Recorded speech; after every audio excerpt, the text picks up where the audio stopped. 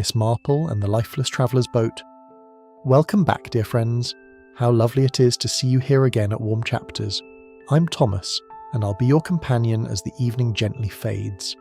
So make yourself comfortable and let the words carry you away. Chapter 1. The Boat Caught Among the Rushes. There are mornings upon certain English rivers when the world appears not so much awake as suspended, held for a little while between sleep and sunlight, between what has been concealed in darkness and what daylight will presently insist upon revealing. Such was the morning of the 14th of August at Milford Reach. The mist had risen early from the water, as it often did in late summer, gathering in pale, wavering columns above the current before thinning into the warm promise of the day. The willows along the bank trailed their long green fingers into the river with an air of melancholy patience, and the meadows beyond lay heavy with dew. Nothing moved quickly there. The river itself flowed with that peculiar indifference common to old rivers, carrying sky, weed, fallen leaves, and human secrets with the same unhurried composure. It was along this eastern bend, a quarter of a mile below the landing, that old Thomas Rye rowed his flat-bottomed boat shortly before 7 o'clock. Thomas Rye had been a fisherman for nearly 40 years, and in that time had acquired a face the colour of a weathered oak and a philosophy almost as durable. He did not believe in fuss. He did not believe in expecting more from the river than the river chose to give. He believed in tea taken from a flask, biscuits from a tin, and the virtue of beginning before 6, when the water was quiet and before summer visitors came splashing about with oars they did not understand. On that particular morning he had set out in his usual manner with his cap pulled low, his shoulders rounded, and his mind occupied by nothing more troubling than the possibility that the perch might be sulking again near the reeds. Then he saw the boat. It was a small wooden boat painted a faded green, the sort let out from the landing to holiday visitors or to occasional guests from the inn. It lay close among the reeds, but not firmly caught in them. Rather, it had come to rest there lightly, as though the river had placed it with care and withdrawn. At first Thomas thought it empty. Then he saw the man. The gentleman was seated in the stern. His hands rested neatly in his lap. His hat lay beside him on the boards. His dark travelling coat was buttoned, his head slightly inclined, his eyes closed. He might, to a careless observer, have been asleep after a peaceful row upon the river. But Thomas Rye was not a careless observer. He rowed alongside slowly and took hold of the other boat. For a moment he said nothing. The river touched softly against both hulls. Somewhere in the reeds a moorhen gave a startled cry. The gentleman did not move. Thomas looked at him for a long moment, and afterwards, when questioned, he would say that what troubled him most was not any sign of violence. There was none. It was not disorder. There was none of that either. It was the very neatness of the thing. The man seemed arranged, not posed, perhaps. Thomas was careful about that word, but arranged. The dead gentleman was later identified as Mr. Lionel Fenton, about 60 years of age, with iron grey hair brushed back from a high forehead, a broad heavy face, and the manner, even in death, of a man accustomed to good hotels, railway compartments, and private business conducted behind closed doors. There was nothing poor or desperate about him, nothing drunken, nothing visibly unfortunate except that he was dead. Thomas Rye rowed back to the landing faster than he had rowed in many years. Within the hour Dr. Haddock had been summoned from the neighbouring town, and had arrived at Milford Reach with his black bag and his sensible country practitioner air.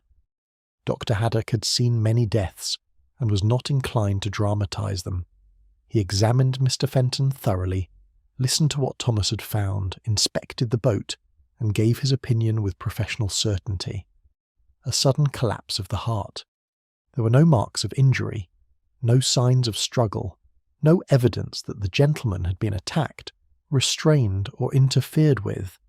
His death, said Dr. Haddock, was unexpected, certainly, unfortunate, unquestionably, but not mysterious, and in a place like Milford Reach, A doctor's calm.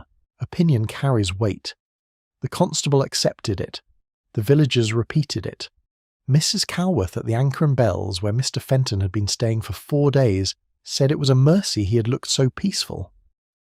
The baker's wife said one never knew when one's time might come. The vicar observed that all flesh was grass. The matter might have settled there, as many country deaths do, beneath a veil of respectful conversation and a modest inquest. But Mr. Lionel Fenton had not come to Milford Reach merely to admire the river. That was the first oddity. He had signed the register at the Anchor and Bells as coming from Hertfordshire. He had paid his bill in advance. He had been polite, undemanding, and almost excessively unobtrusive. Mrs. Calworth, the innkeeper's wife, described him as a very proper gentleman, by which she meant that he made no noise, complained of nothing, and folded his newspaper after breakfast. Yet during his stay, he had gone about the village asking questions. Not noisy questions. Not the sort to make people shut their mouths and stare. Mr. Fenton had too much tact for that. He asked gently, even apologetically, about old families, old houses, former residents, marriages, quarrels, and connections between Milford Reach and certain neighbouring villages. He seemed particularly interested in events that had occurred 25 or 30 years earlier, and, as is always the case when a stranger asks about the past, those who answered him afterwards remembered more than they had realised. He had called twice upon Mrs. Adelaide Pritchard of Harrow House. That fact, when it became known, produced a slight but definite alteration in the tone of village gossip. Mrs. Pritchard was not merely a widow of means. She was a local institution. Harrow House, with its clipped yew, long gravel drive and roses trained faultlessly along the front wall, was the largest private residence in Milford Reach. Mrs. Pritchard herself was 65, tall, elegant and composed, with beautifully arranged white hair and the bearing of a woman who had long ago learned that authority need not raise its voice. She organised charity sales. She subscribed to the cottage hospital. She advised the vicar on parish matters with such quiet certainty that he usually mistook her opinions for his own. She was admired, respected, and by some, very slightly feared. Mr. Fenton had also visited Mr. Walter Grant, a retired solicitor who lived in a neat red brick house at the far end of the village lane. Mr. Grant was 70, precise and dry as old parchment. He had spent a lifetime in the company of wills, deeds, settlements, and family arrangements, and he had emerged from it with an instinctive distrust of unnecessary speech. When questioned, he confirmed that Mr. Fenton had called. Yes, the conversation had concerned local history. No, there had been nothing remarkable in it. Yes, Mr. Fenton had been courteous. No, Mr. Grant could not say that he had formed any particular impression. That was all. His daughter, Miss Evelyn Grant, had also spoken briefly with the visitor. Evelyn was in her middle 40s and possessed that quiet, careful manner sometimes found in women whose lives have once promised more than they delivered. Many years earlier she had been engaged, or nearly engaged. Village memory differed on the point, and the matter had come to nothing. Since then she had lived with her father, tended the garden, attended parish functions, and passed through life with a gentleness that did not quite conceal fatigue. Those who saw her after Mr. Fenton's visit remarked that she looked pale, but then, as Mrs. Calworth said, Miss Grant often looked pale. Some people had that kind of complexion. Finally, there was Samuel Pike, caretaker of the boathouse and landing. Pike had supplied Mr. Fenton with the little green boat on the evening before the body was found. He had watched him push away from the landing at dusk and had thought nothing of it. Mr. Fenton had said he fancied a quiet row and would likely return within 2 hours. He had not returned at all. By mid-afternoon the news had travelled beyond Milford Reach and into St. Mary Mead, carried there by Mrs. Dolly Bantry, who had gone to Milford Reach on an innocent errand concerning a plant nursery, and had returned with something much more nourishing to the mind. Dolly Bantry arrived at Miss Jane Marple's garden shortly after 3 o'clock, full of warmth, indignation, sympathy, and curiosity in almost equal measure. Miss Marple was sitting with her knitting beneath the shade of an apple tree. She was a slight elderly lady with white hair, pale blue eyes, and an expression so mild that strangers often mistook her for vague. It was a mistake seldom made twice by those with anything to conceal. She listened to Dolly's account without interrupting. The dead gentleman in the boat, the doctor's verdict, the stranger's questions, Mrs. Pritchard of Harrow House, Mr. Grant, the retired solicitor, Evelyn Grant looking pale, Samuel Pike watching the boat leave at dusk. Miss Marple's needles moved softly, click after click, like a small domestic clock measuring thought rather than time. When Dolly had finished, there was a pause. "Very sad," said Miss Marple gently. "Yes, indeed," said Dolly. "And very odd, Jane. Though of course Dr. Haddock says it was his heart." "Doctors are usually right about bodies," said Miss Marple. Dolly looked at her sharply. "But not always about circumstances?" Miss Marple smiled faintly. "My dear Dolly, circumstances are often arranged by people, and people, I am afraid, are much less reliable than hearts." Dolly leaned forward. "You think there is something in it?" "I think," said Miss Marple, looking across the garden toward the late roses, "that when a quiet gentleman comes to a quiet village asking quiet questions about the past, and is then found dead in a boat before he can leave, it is unwise to suppose too quickly that the past had nothing to say about it." Dolly gave a little shiver of pleased alarm. But what could he have been looking for? Miss Marple's eyes rested thoughtfully on a bee moving among the roses. "That," she said, "is precisely the question." And though tea was poured, and Dolly discussed the plant nursery, and the afternoon continued with all the peaceful appearance of ordinary village life, Miss Marple's knitting had grown slower. Behind her mild blue eyes, the pattern had already begun. Chapter 2. A Body Found at the Break of Dawn.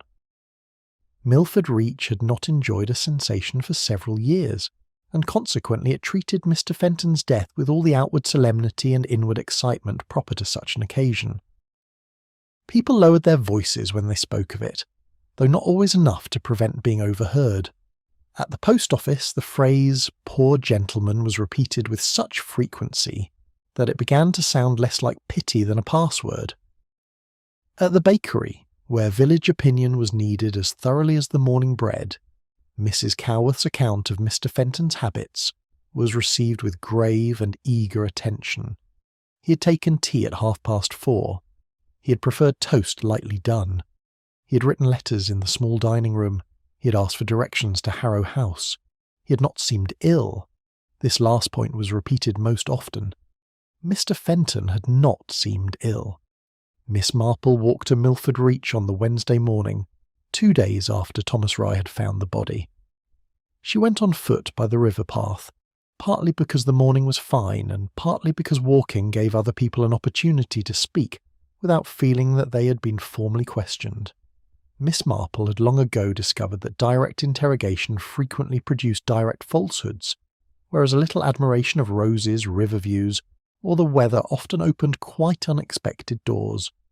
The path ran close beside the water, the willows hung low, the meadows on the far side were still touched with the tired gold of late summer. A heron stood in the shallows with the severe air of a clergyman disapproving of parish gossip. Miss Marple nodded to it as she passed. Her first useful conversation took place at the landing, where Thomas Rye was seated on an upturned crate mending a net. His hands moved with slow, practised certainty, and he greeted Miss Marple with a nod. From Thomas Rye, that was almost effusive. "A beautiful morning," said Miss Marple. "Fair," said Thomas. "The river looks very peaceful." "Does at this hour." There followed a comfortable silence. Miss Marple looked at the water. Thomas looked at his net.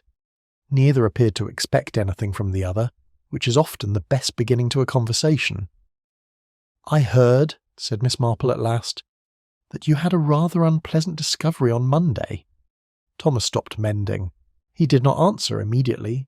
His eyes went to the bend in the river. "I've seen things," he said. "River brings things. Always has." "Yes," said Miss Marple softly. "I suppose it must. But not like that." Not like Mr. Fenton? Thomas shook his head. Too neat. Miss Marple did not move. Thomas seemed to consider whether he had already said too much, then continued. Sitting there he was, hands in his lap, hat beside him, coat buttoned. Looked as if he had made himself comfortable and gone off. But the boat... Yes? Boat was drifting before it caught. Not stuck fast. Just come along where the current would take it. Slow water there. Shallow near the reeds. And his oars? In the boat. Properly placed? Thomas looked at her then, and something like approval crossed his face. One across, one down by his foot. Not tidy. Not lost either. Miss Marple gave the smallest of nods. And there was no sign that he had called for help. None. No sign he had tried to stand. No. Thomas picked up his net again, then added almost reluctantly, That's what I don't like. A man took bad sudden, he'd clutch, move, knock summit. Wouldn't he? Very possibly, said Miss Marple, unless he had no time. Aye, or unless he didn't know. Miss Marple's eyes rested upon the river. That is sometimes the most important distinction. Thomas resumed his work, but Miss Marple had learned what she had come to learn. The official facts had not changed, but they had acquired edges. A still body, a drifting boat, a hat removed, a coat buttoned.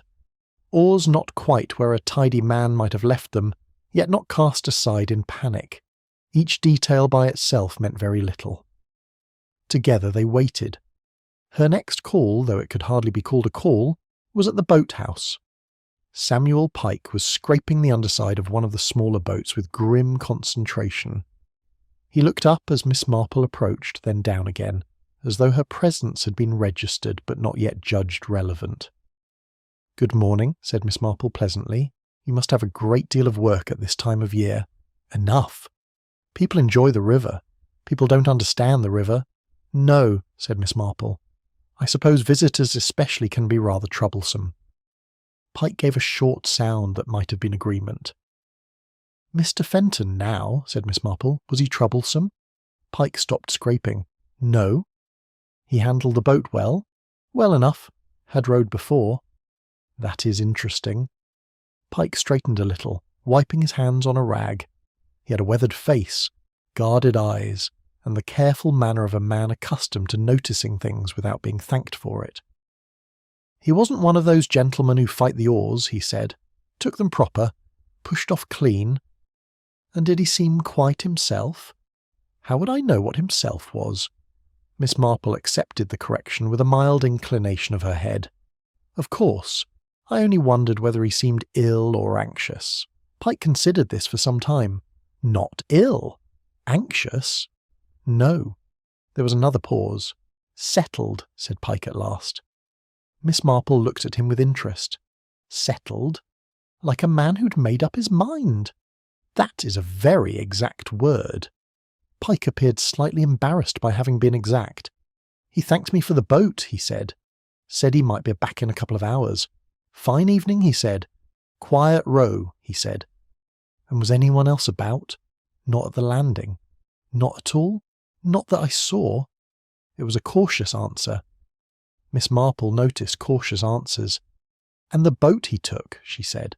"The little green one." Pike nodded. "Was there anything unusual about it when it was brought back?" "It wasn't brought back." "No, of course. I mean when it was recovered." Pike's face closed a little. "Wet inside." "From the river?" "Some. Not much. And nothing missing. Oars were there. Cushion was there. Rope was there." "Rope?" "Painter. Tied at the bow." "Was it still tied?" Pike looked at her again. "Coiled," he said. Miss Marple's expression did not alter, but her mind made a quiet note of that. A man intending merely to drift or row didn't always coil a rope neatly after use. Some did. Some did not. But when a fact appears too ordinary to be interesting, Miss Marple had found, it is often worth putting aside until another fact comes to meet it.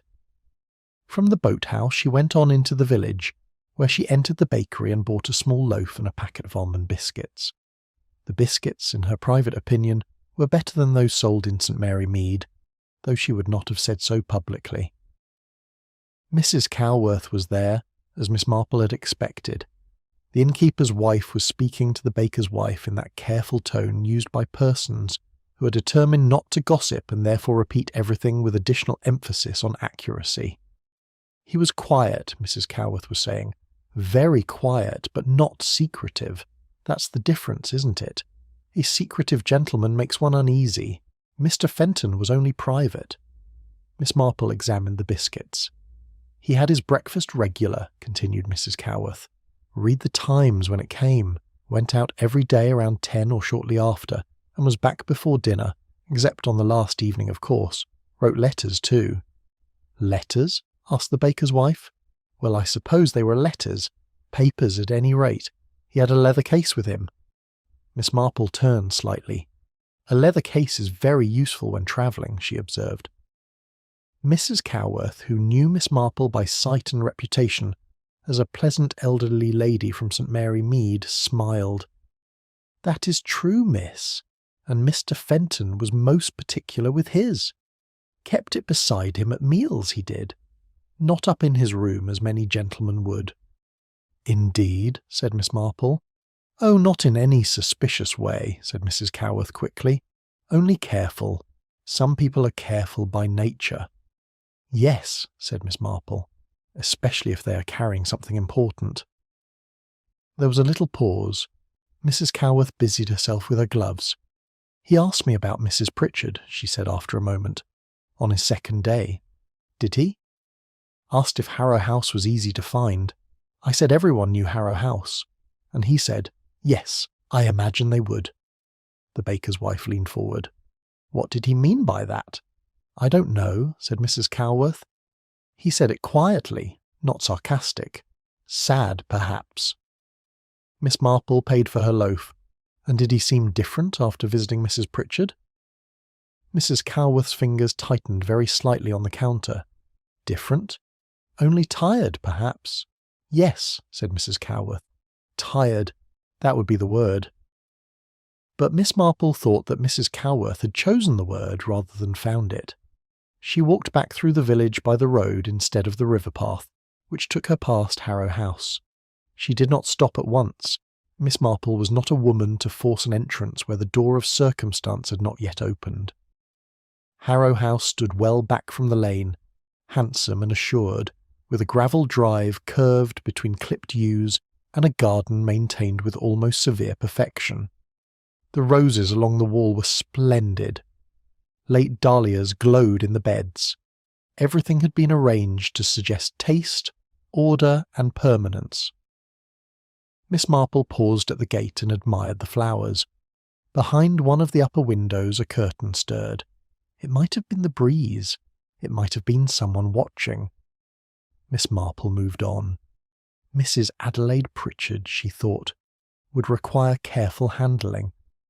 A woman so respected by a village was seldom respected by accident. Such women knew what to reveal, what to discourage, and what to bury beneath good works and correct behaviour. And Mr. Fenton had gone to her first, or nearly first. That mattered. Mr. Grant mattered too. Retired solicitors did not forget old matters. They filed them away, even when the files themselves had long since been burned, transferred, or locked. His daughter's pallor might mean nothing. Or it might mean that a name from the past had brushed against an old wound. By the time Miss Marple reached the lane leading back towards St Mary Mead, the morning had warmed. The mist had vanished. The river, glimpsed between trees, shone innocent and bright. But Miss Marple did not believe in innocent appearances. She believed in them only as coverings. Mr. Lionel Fenton had come to Milford Reach with a purpose. He had asked about old families. He had sought Mrs. Pritchard. He had visited Walter Grant. He had carried a leather case and guarded it carefully.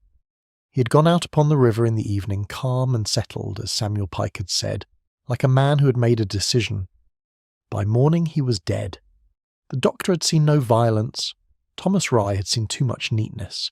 Samuel Pike had noticed composure. Mrs. Calworth had paused before speaking of Harrow House. And somewhere, Miss Marple felt sure, among these small domestic details, lay the first true thread. She shifted her basket to her other arm and continued slowly home. The river moved beside her, smooth and indifferent, carrying its reflections toward the town. But Miss Marple knew very well that rivers, like villages, have long memories. They may seem to pass everything onward, but certain things remain caught beneath the surface, waiting for the right current to disturb them. Chapter 3. The cane abandoned on the dock. There are certain objects which appear, at first glance, too ordinary to deserve attention. A glove fallen beside a chair, a key left upon a mantelpiece, a scrap of paper folded twice and tucked behind a clock, a walking stick leaning against a post. In themselves such things are nothing. But Miss Marple had lived long enough among people to know that objects do not become significant by being unusual.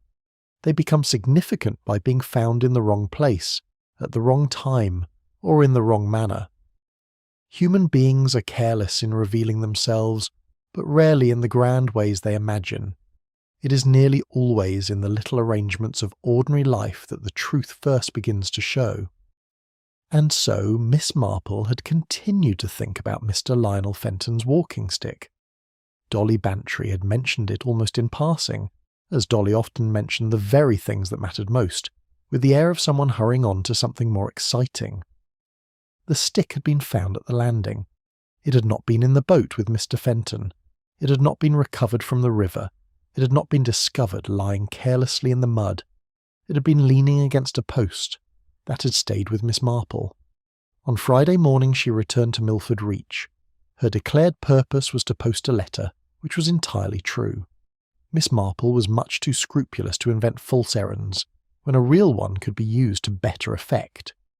Her undeclared purpose was to revisit the landing and speak again with Samuel Pike. The morning was cooler than earlier in the week. A grey film of cloud softened the sunlight, and the river had lost the bright innocence it had worn on Wednesday. A faint breeze moved across the water, carrying that green, damp scent of reeds, mud, and late summer growth which belongs particularly to rivers in August. Samuel Pike was where she had expected him to be. He sat on the wooden bench beside the boathouse door, drinking tea from a battered metal cup. His canvas jacket was buttoned despite the mildness of the morning, and his face bore the expression of a man who regarded visitors as facts to be dealt with rather than pleasures to be welcomed. Miss Marple smiled. "Good morning, Mr. Pike." "Morning." "A little cooler today." "Is." "The fishing?" "Indifferent." "A pity." Pike made no answer to that, perhaps feeling that fish, like weather and human conduct, did not improve by being discussed. Miss Marple sat down at the far end of the bench.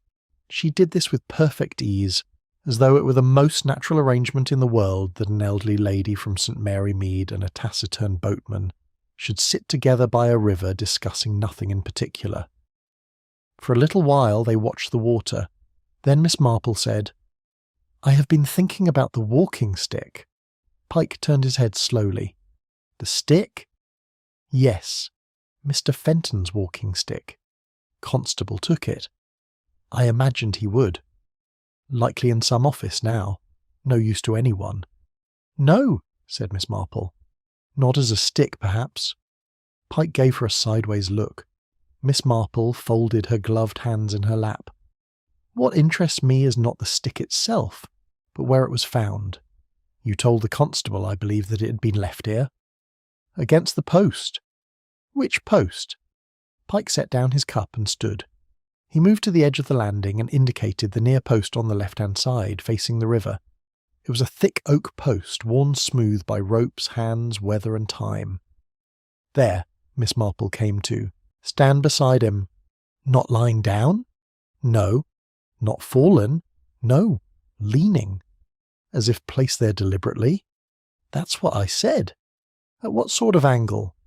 Pike looked at her for a moment, then took up a spare pole from beside the wall and placed it against the post. "Like that." Miss Marple studied it. A practical position, neat, sensible. The sort of place a man might put a stick if he meant to step into a boat and did not intend to carry it with him. But Mr. Fenton had a stiff leg. Did Mr. Fenton use the stick constantly, she asked. Pike considered this with the seriousness he gave to all physical facts. Noticed it Saturday, not before. Might have had it. Didn't mark it before. He had been to the landing more than once. Aye. And he walked with difficulty? Stiff in the left leg, not lame like some. Stiff. Old injury, maybe. Miss Marple looked from the post to the boat steps. The landing consisted of planks running out over the water, with iron rings set along the edge. Boats lay low beside it. Getting into one required a careful step down, especially for a man no longer young, and more especially for one with a stiffness in the leg. A man with a weak leg, she said thoughtfully, might be expected to take his stick into the boat. Might. Unless he had rowed often enough not to need it. Might. Or unless he knew he would not be walking when he reached the other side. Pike's expression did not change, but his eyes moved to her face. There isn't another side there, not proper. Reeds and bank. No, said Miss Marple mildly. No, I suppose there isn't. She turned back to the post. A stick left behind did not prove anything. It did not even suggest anything with certainty. Mr. Fenton may simply have found it inconvenient in a small boat. He may have thought the row brief.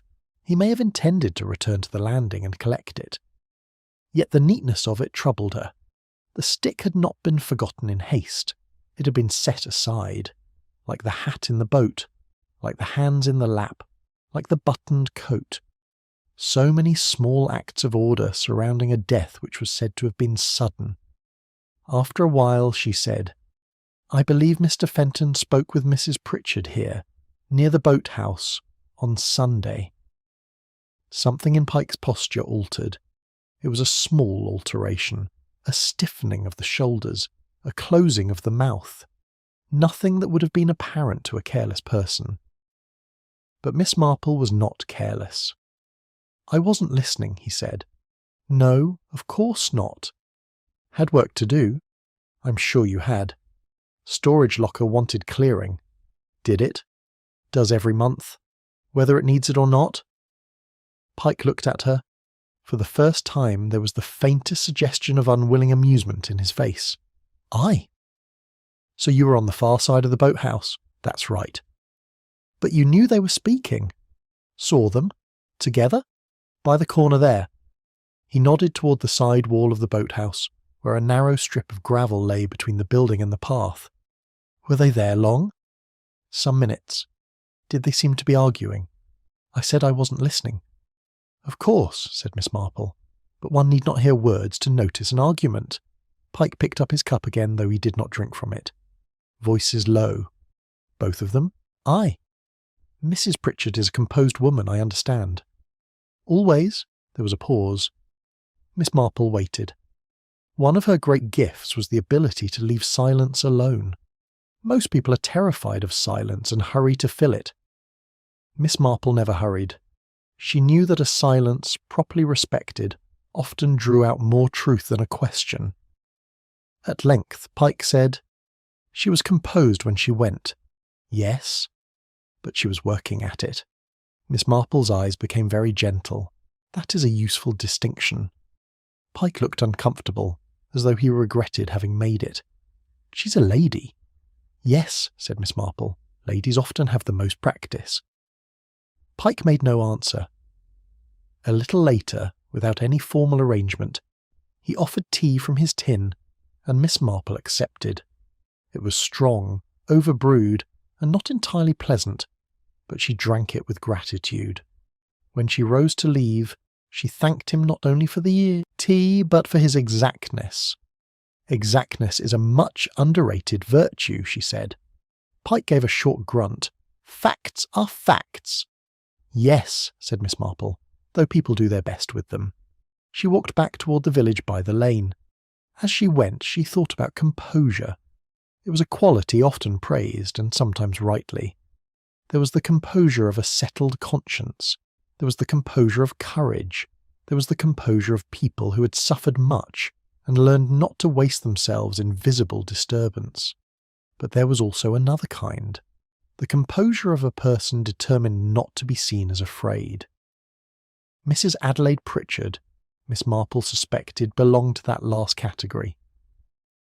At the village post office, she posted her letter and bought a book of stamps. On her way back along the lane, she encountered Miss Evelyn Grant, who was carrying a small basket and walking with the careful purpose of a person on an errand. Miss Grant was neater and more contained than Miss Marple had expected. She was in her middle 40s, with dark hair greying at the temples and grey eyes that observed more than they revealed. Her face was not unhappy exactly, but it had the look of a face upon which hope had once rested and then quietly withdrawn. Miss Marple introduced herself. "I believe we have not formally met," she said. "I am Miss Marple, from St. Mary Mead." "Yes," said Evelyn Grant, "I've heard of you." Miss Marple smiled. "I hope not too much." That won the faintest answering smile. They spoke of the morning, of the village, of the pleasantness of the river path when not too muddy. Their steps fell into a shared rhythm, and for a little while they walked together.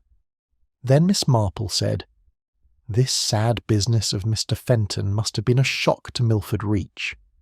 "Yes," said Miss Grant, "it was certainly unexpected. You spoke with him, I believe?" "Briefly."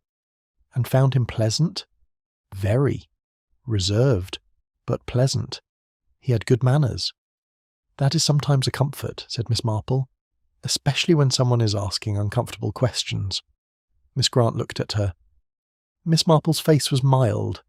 After a moment Miss Grant said, "I did not know what questions he was asking." "No, not precisely."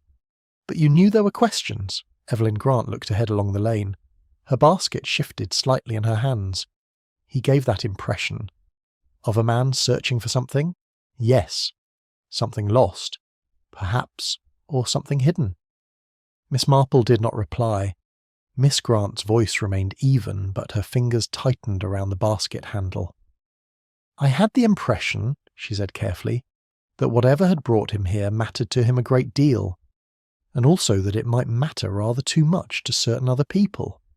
That must have been an uncomfortable impression." "It was." "And you preferred not to know more?" Miss Grant stopped walking.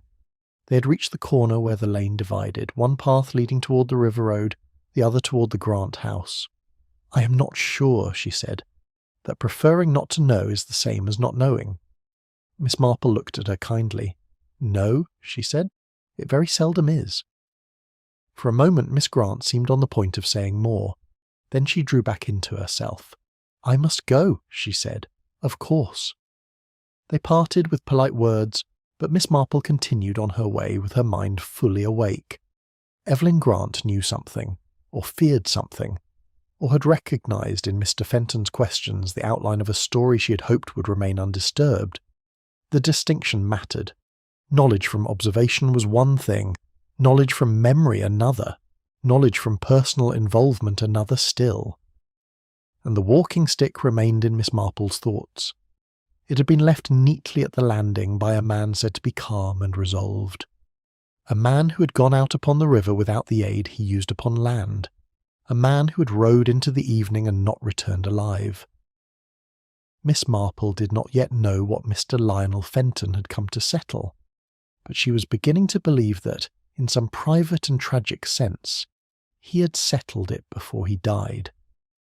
Below the lane, the river lay silver-grey beneath the clouded sky, moving with slow indifference past reeds, boats, and human arrangements. Miss Marple watched it, for a moment. Rivers, she reflected, often seemed peaceful because they were always moving. Villages were different. Villages kept things, and Milford Reach, she was quite sure, had kept something for a very long time. Chapter 4. An old record from the church. The church at Milford Reach was dedicated to St. Ambrose, a saint for whom the Reverend Mr. Aubrey Foss had a particular admiration. Learning and administrative competence, he had once said to his congregation, are not always sufficiently valued together. The congregation had accepted this observation with the mild resignation of people accustomed to their vicar's enthusiasms. Mr. Foss was a round, cheerful man of 58, with a fine tenor voice, a kindly nature, and the rare clerical gift of brevity. His sermons seldom exceeded 12 minutes, a virtue which caused even those parishioners least interested in theology to speak of him with affection. The church itself was a curious and charming mixture of centuries. Norman stone survived in the older walls, Victorian earnestness showed in the windows, and several memorial tablets along the north aisle displayed the fine, clean lettering of the Georgian period. The yew in the churchyard was older than anyone could say with certainty, and the sexton, Briggs, treated it with more respect than he gave to most living members of the parish. Miss Marple attended Sunday service at St. Ambrose on the weekend following Mr. Fenton's death. Her presence in Milford Reach had by then become quite natural. She was staying for a few days with Mrs. Fellows, an old acquaintance whose spare room was pleasant, whose cold chicken was excellent, and whose conversation was so abundant that the arrival of a guest could only be considered a blessing. Mrs. Fellows was delighted to have someone to whom she could relate in proper order the difficulties surrounding the village flower show, the vicar's new hassocks, and the sad affair of the gentleman found in the boat. Miss Marple listened to all of it with genuine interest. She had learned long ago that no subject is truly irrelevant. Flower shows, hassocks, wills, engagements, quarrels about pew cushions, everything, in a village, touches something else. At church that Sunday, she sat quietly 3 pews from the back and observed the congregation. Mrs. Pritchard was present. She wore grey, impeccably cut, and entered with the composed dignity of one who knows exactly how many people are looking and intends to reward them with nothing useful. She knelt, rose, sang, and listened with perfect propriety. If she had recently been disturbed by a private conversation near the boathouse, no ordinary observer would have guessed it. Miss Evelyn Grant was there also, seated beside her father. Mr. Walter Grant looked smaller in church than he had been described, but not weaker. He was a narrow, precise old man with white hair, a sharp nose, and hands that rested upon his stick as though even in worship he preferred to keep hold of evidence.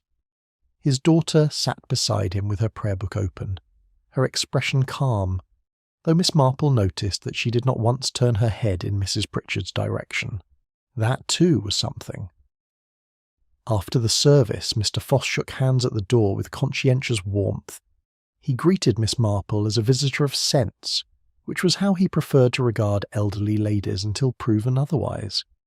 Miss Marple complimented him on the sermon, which had concerned truth, mercy, and the dangers of judging too swiftly.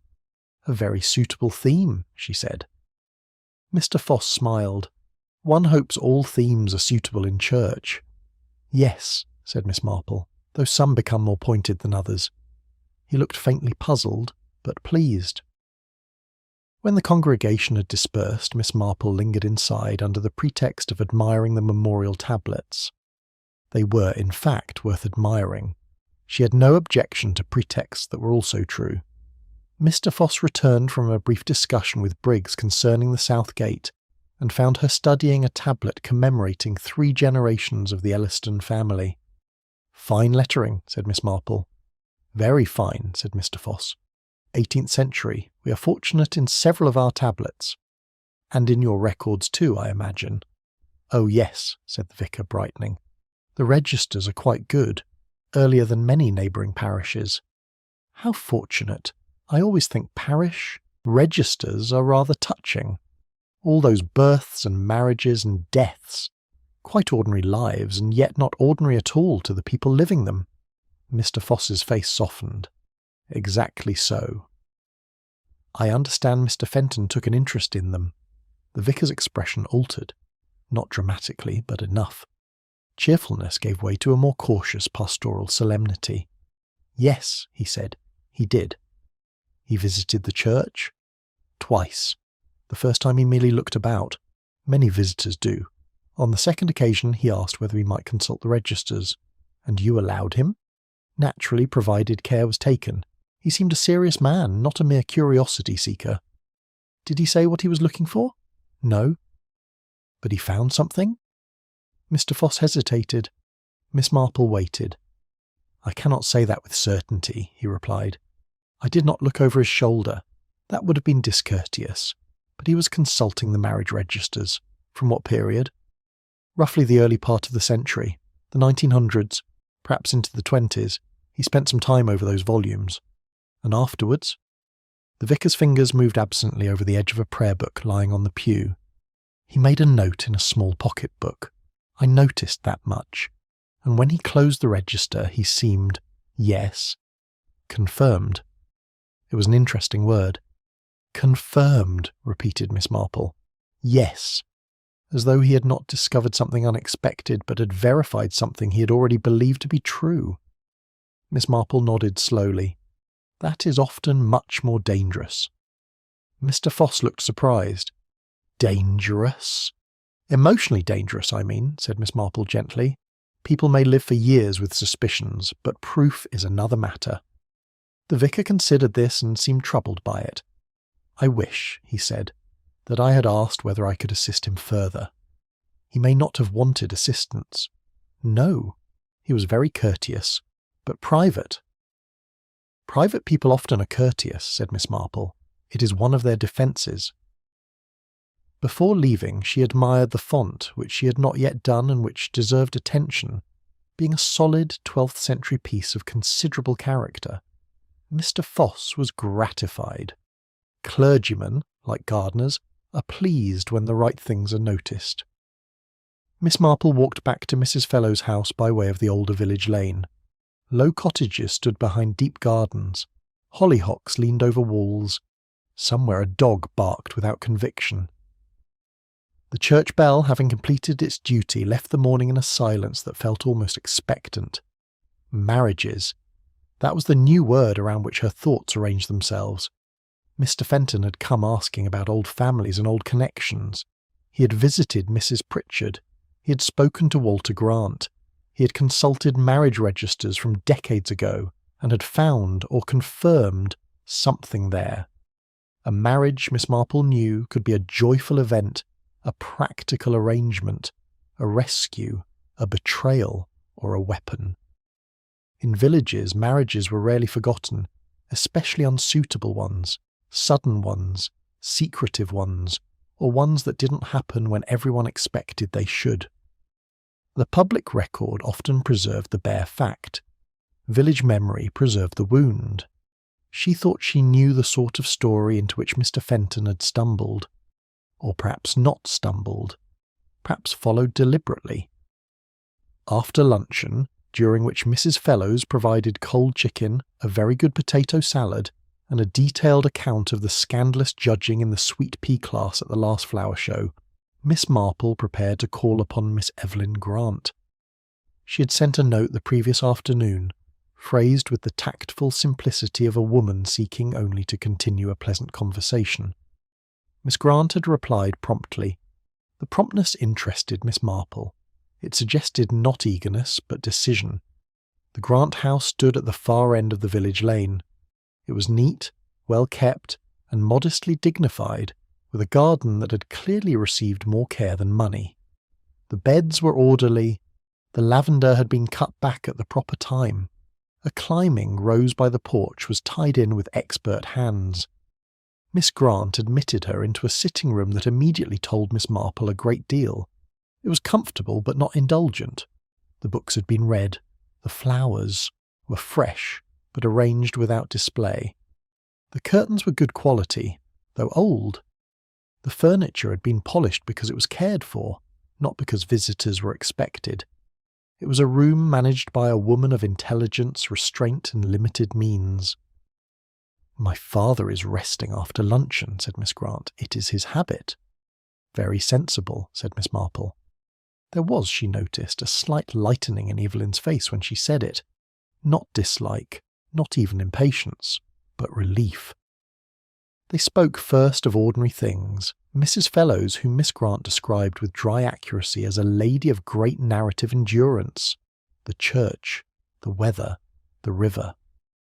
Miss Grant had a precise, understated humour which Miss Marple liked at once. There was something wasted in Evelyn Grant, she thought. Not destroyed, but unused.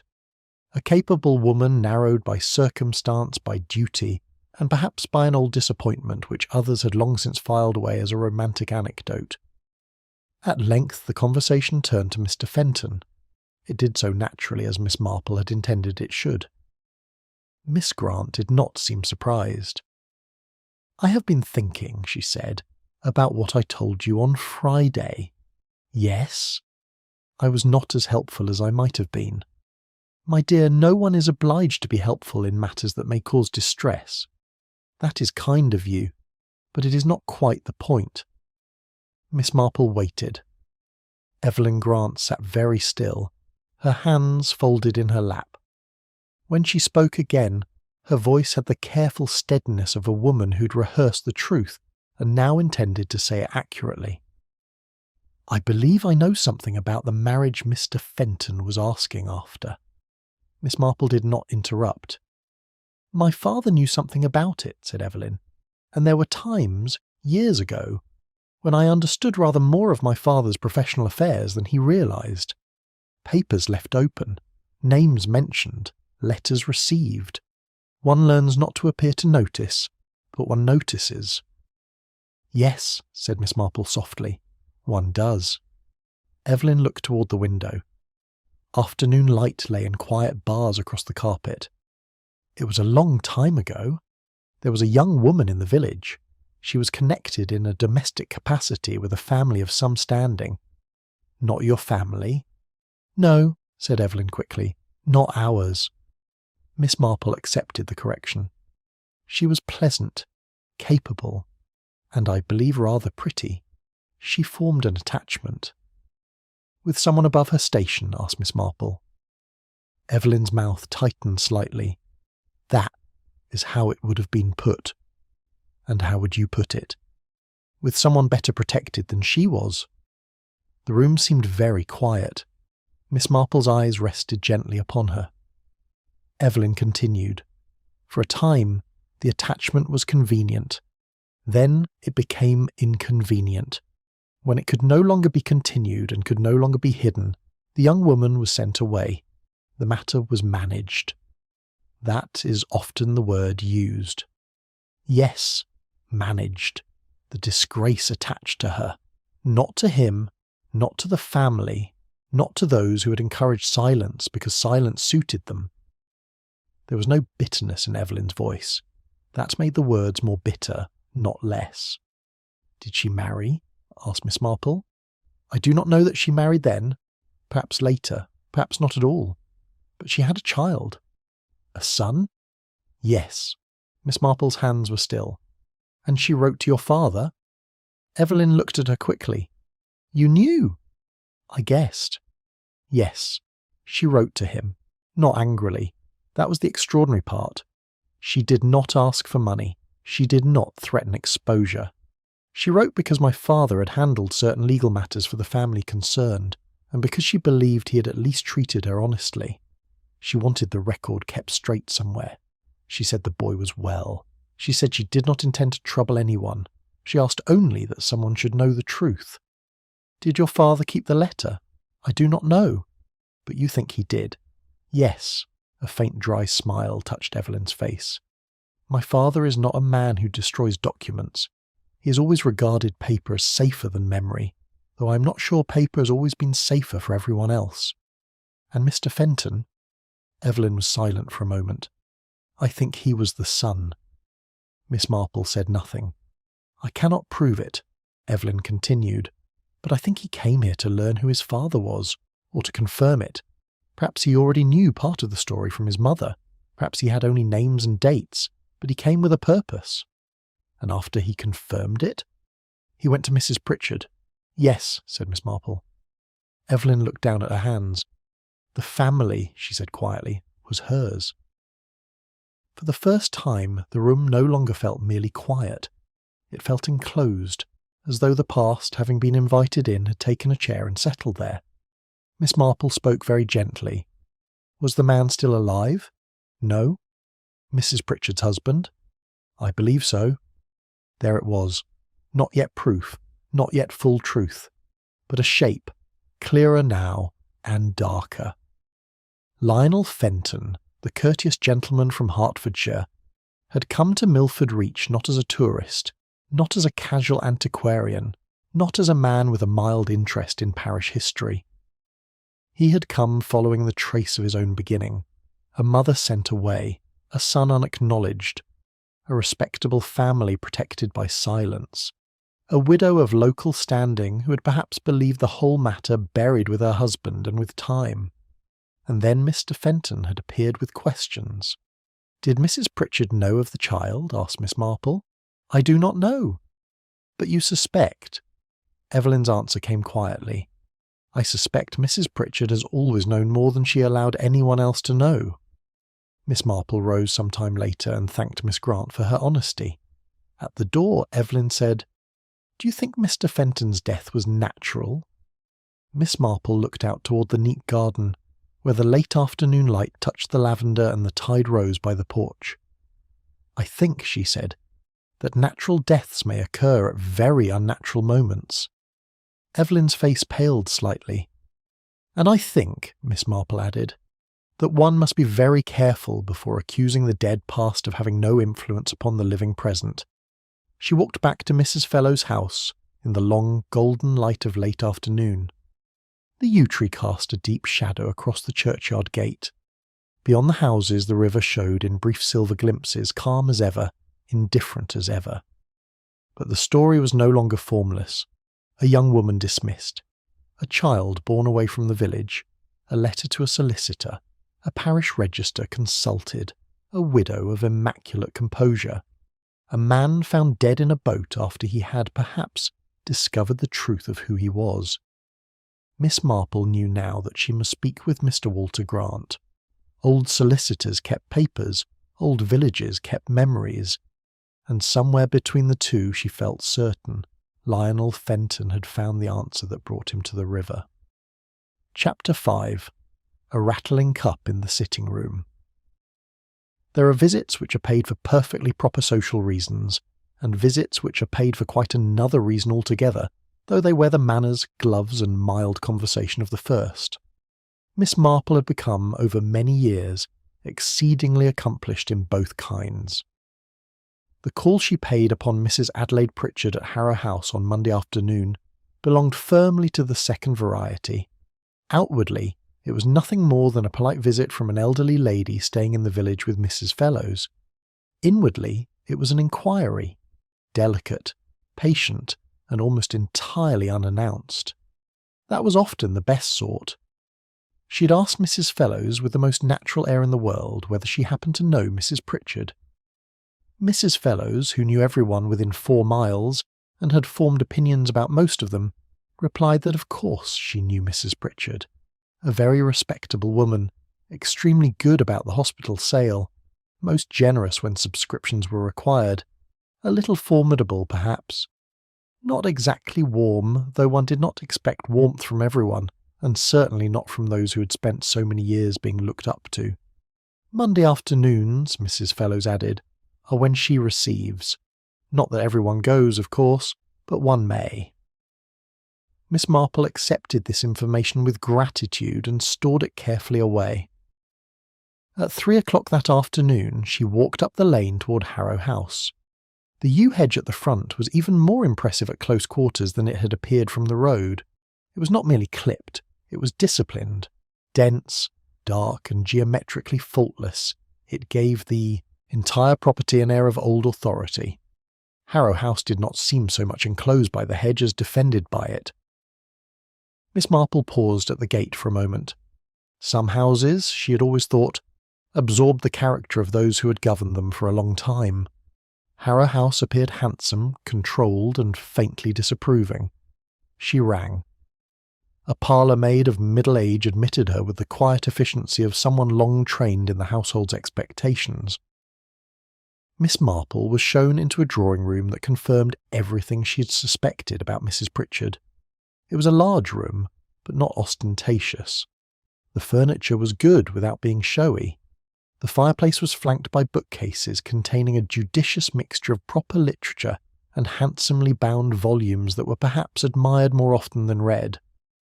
There were fresh flowers on a side table, arranged with such skill that the skill itself had nearly disappeared. On the far wall hung 2 watercolours of river scenes, pale and elegant, almost certainly views from this part of the county. Miss Marple noticed all this without appearing to notice anything at all. Mrs. Pritchard entered after an interval of perhaps 4 minutes, long enough to show that the visit had not been expected, not long enough to suggest discourtesy. She was exactly as Miss Marple had imagined her, tall, white-haired, composed, and dressed in a manner which suggested not vanity, but standards. Her face had once been handsome, and was handsome still, though time had sharpened it into something more architectural. Her eyes were clear grey and very steady. They assessed Miss Marple quickly, courteously, and without generosity. "Miss Marple, how kind of you to call." "My dear Mrs. Pritchard, I hope I'm not intruding." "Not at all. Mrs. Fellows mentioned that you were staying with her. Do sit down." The warmth was correct. The welcome was proper. If there was no spontaneity in it, there was also no deficiency of manners. Tea was ordered. They began, as such women do, with safe subjects. Mrs. Fellows, the church, the recent mildness of the weather, the difficulty of keeping late summer boarders looking fresh when August had grown too dry. Mrs. Pritchard was an excellent hostess. She moved through conversation easily, neither dominating nor yielding too much. She had the social ability of a woman who had spent 40 years receiving callers and had learned how to appear interested even when she was merely attentive. When tea arrived, she poured it with a perfectly steady hand. Miss Marple accepted her cup, admired the room, and allowed a little pause to form.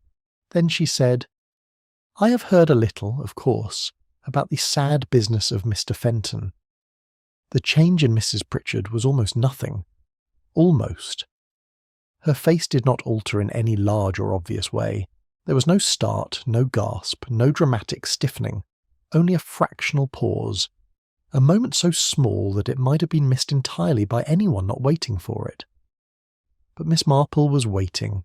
Mrs. Pritchard raised her own teacup. It trembled. Not much. 1/2 inch, perhaps less. But enough for a little tea to spill into the saucer. Mrs. Pritchard lowered the cup at once and attended to the overflow with a precision that was nearly more revealing than the tremor itself. "Yes," she said, "most sad. A melancholy thing to happen to a visitor. I did not know him well, but he seemed a perfectly pleasant gentleman." "Indeed. One can only hope," Mrs. Pritchard continued, "that if he had family, they may take comfort from knowing that his final days were spent in peaceful surroundings." It was beautifully said.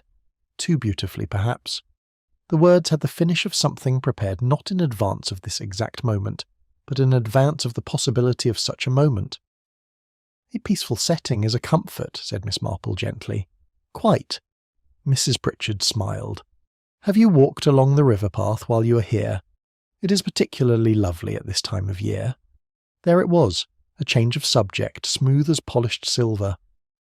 Miss Marple followed it without resistance. She spoke of the river path, the willows, the particular quality of the light in late summer, and the regrettable intrusion of pleasure boats at weekends. Mrs. Pritchard expanded upon these matters with visible relief, though not complete ease. Miss Marple noticed that while her hostess's hands had regained their steadiness, the teacup remained in the saucer rather longer than politeness required. For nearly 20 minutes the conversation wandered through harmless country topics: the hospital sale, the comparative merits of dahlias and chrysanthemums, the unsatisfactory modern habit of servants leaving just when they had been properly trained. Miss Marple admired the flowers. Mrs. Pritchard accepted the compliment. Then, when the room had relaxed again into the appearance of comfort, Miss Marple said in a tone of mild curiosity, "I gather Mr. Fenton had been asking about some of the older families in the area. I always think it touching when people take an interest in local history." Mrs. Pritchard was better prepared this time. Her composure held. Almost. Her eyes moved to the window. Only briefly. only for the fraction of a second in which a person seeks some point of focus that is not the face opposite them. Then they returned to Miss Marple. "Yes," she said, "I believe he had some interest of that kind."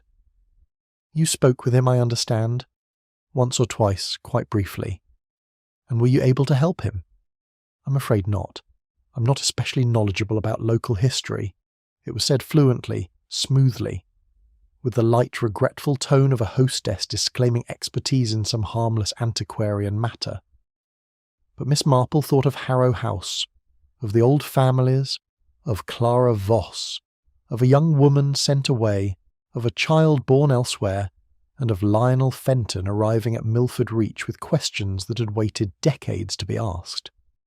Mrs. Pritchard might not be knowledgeable about local history, but she was knowledgeable about her own. "I dare say," said Miss Marple pleasantly, "that the vicar would know more about records and such things. No doubt. And Mr. Grant, perhaps. Retired solicitors are often very useful in such matters." This time Mrs. Pritchard did not move. That too was interesting. "Mr. Grant," she said, "has always been a very discreet man." "Yes," said Miss Marple, "discretion can be a great virtue." Mrs. Pritchard looked at her. "And sometimes," Miss Marple added, "a great burden." There was a stillness in the room.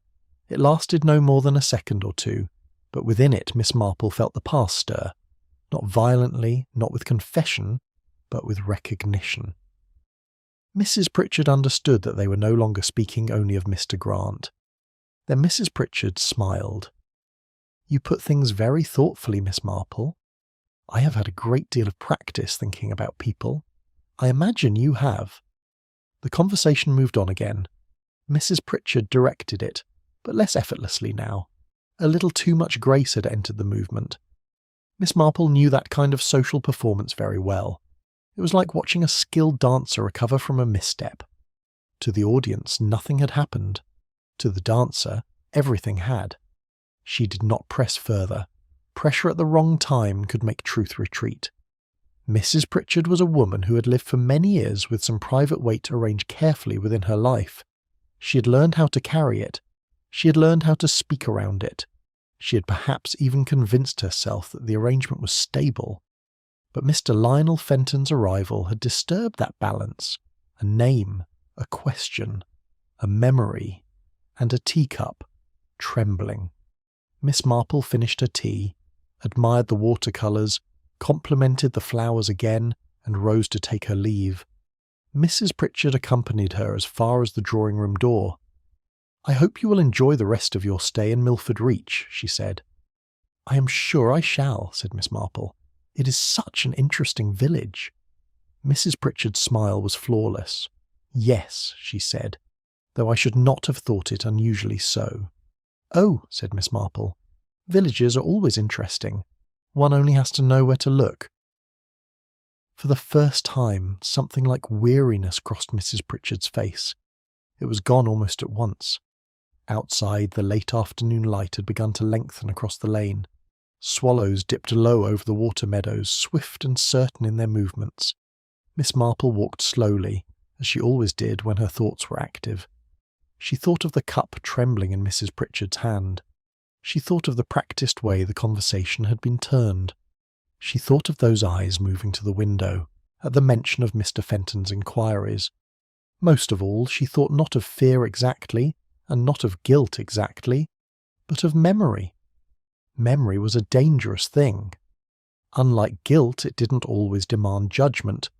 Unlike fear, it did not always require action. It could sit quietly for years, folded away in the mind like an old letter at the back of a drawer.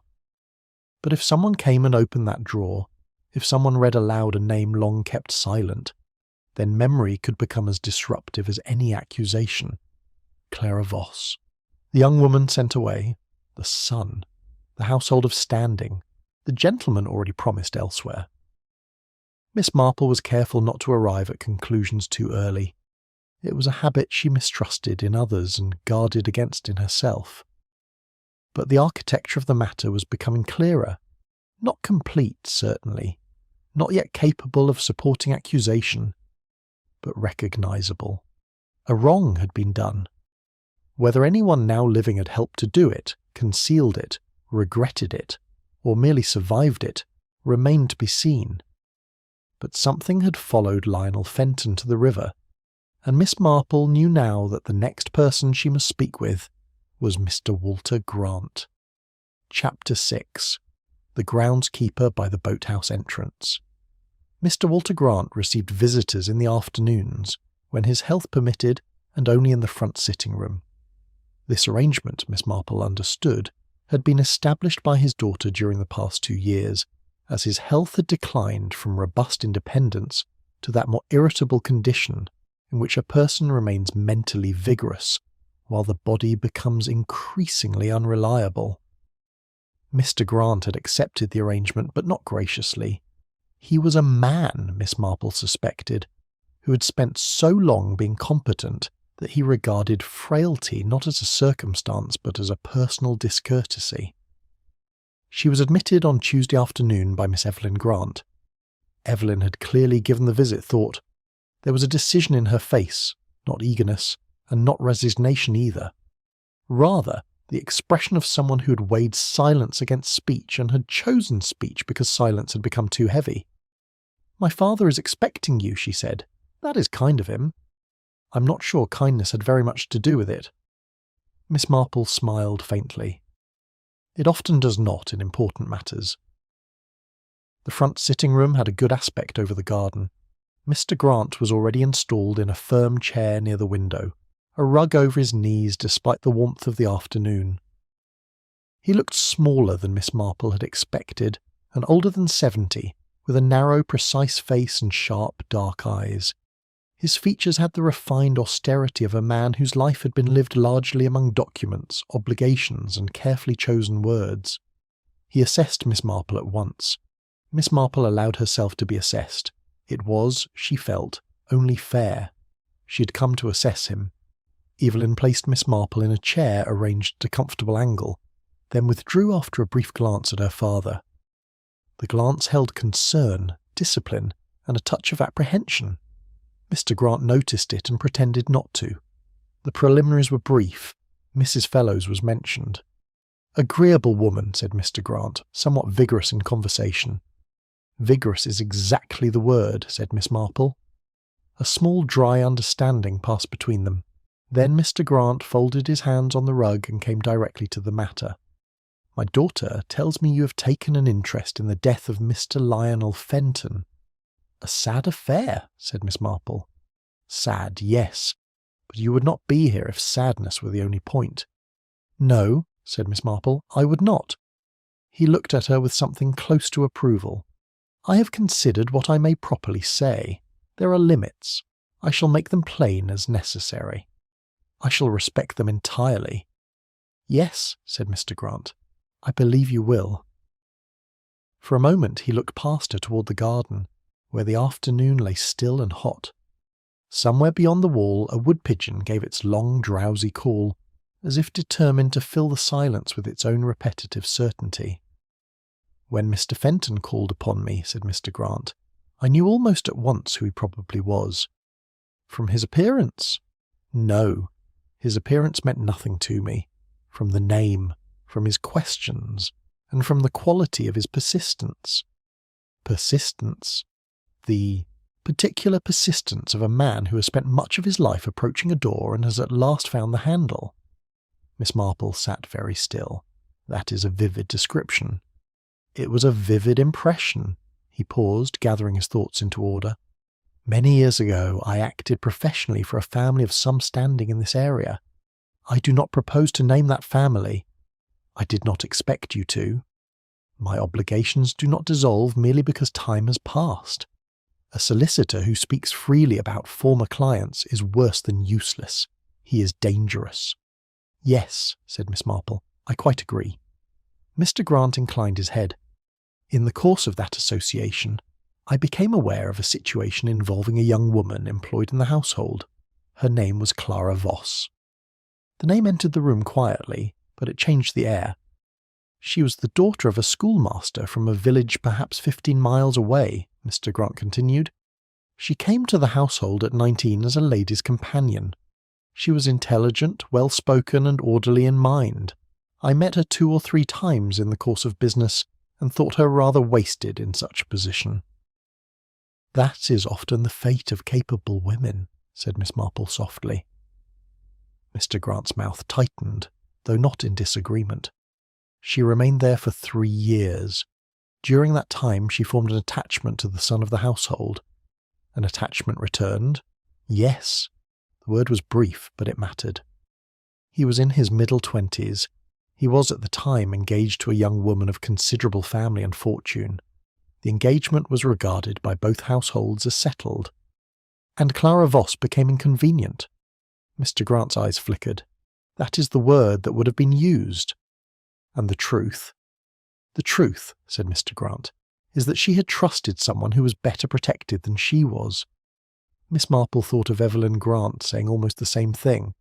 So the daughter had inherited not only papers and suspicions, but judgment. What happened? When the matter could no longer be managed quietly, she was asked to leave.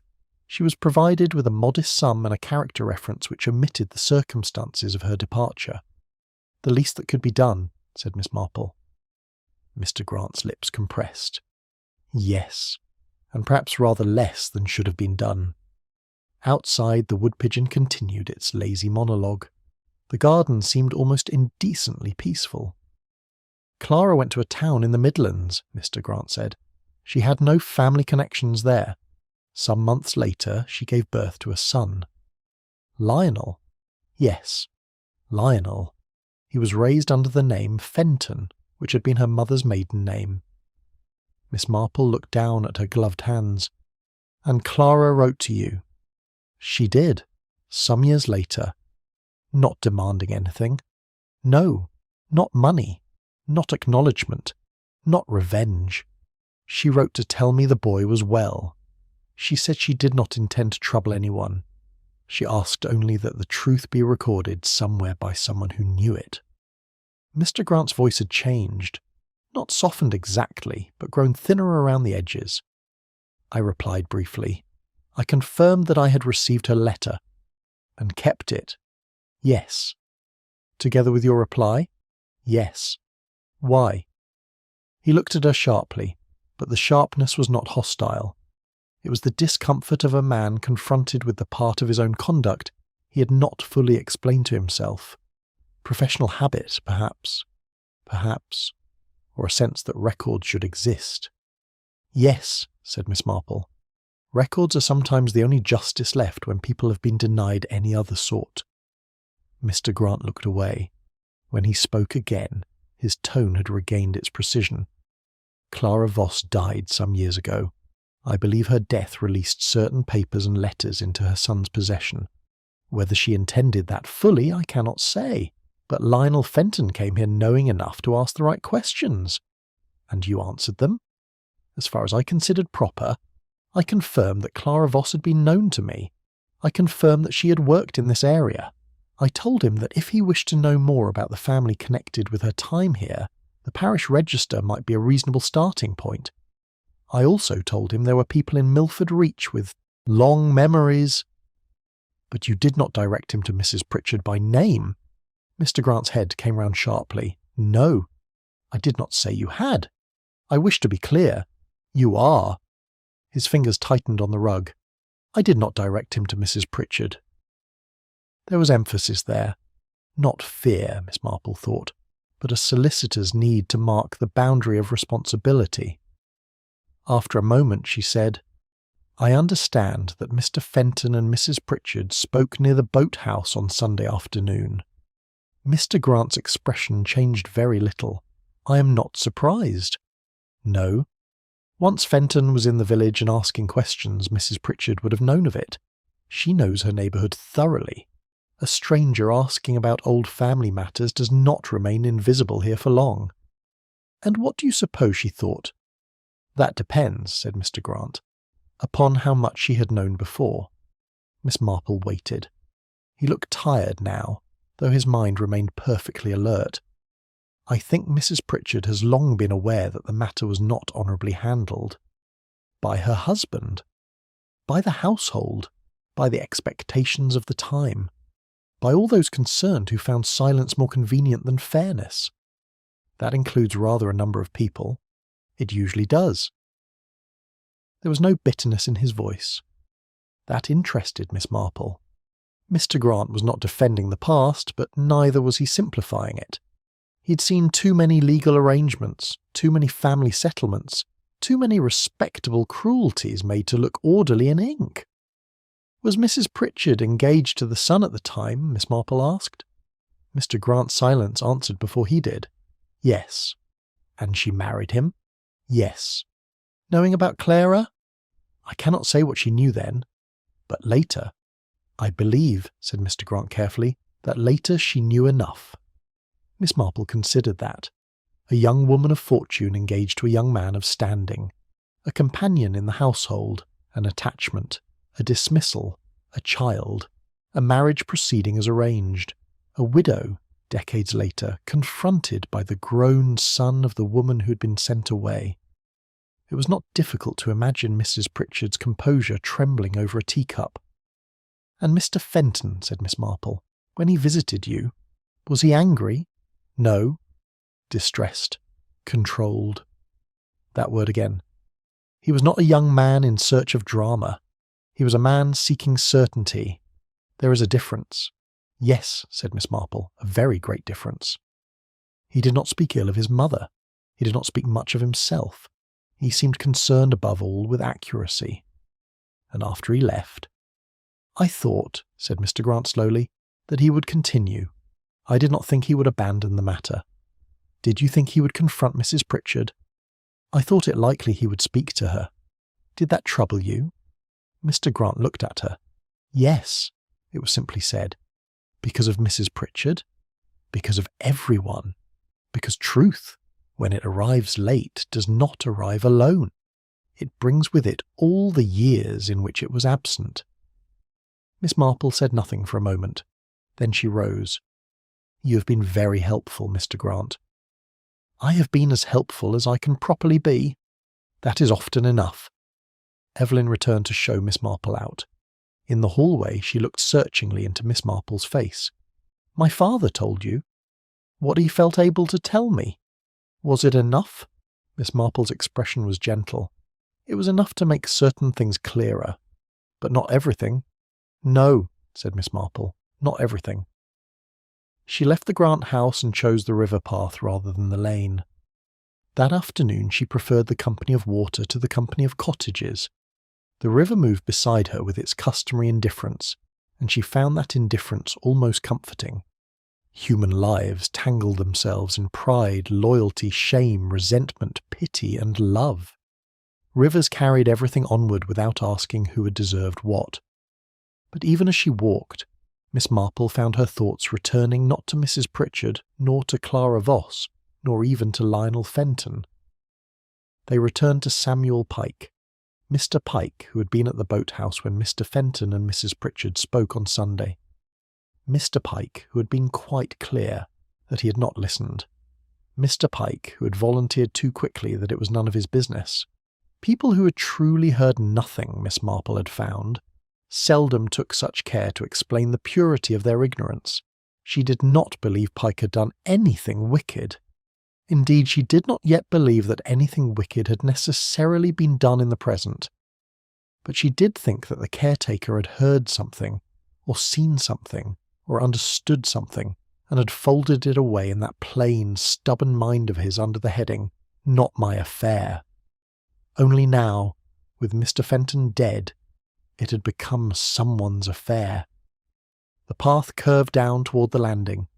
The boathouse stood quiet in the late afternoon light, its door half open, the little boats moving faintly against their ropes. Samuel Pike was there, as he almost always was, seated beside the door with a coil of rope at his feet. Miss Marple did not approach him at once. She stood for a moment by the river and watched the silver current move past the reeds. Then she turned. "Good afternoon, Mr. Pike," she said. Pike looked up. For the first time since she'd met him, he He did not seem surprised to see her. "No," he said after a moment, almost to himself. "Reckon you'd come back." Miss Marple's eyes were kind. "Yes," she said. "I rather thought I would." Chapter 7. A riverside bench turned toward the water.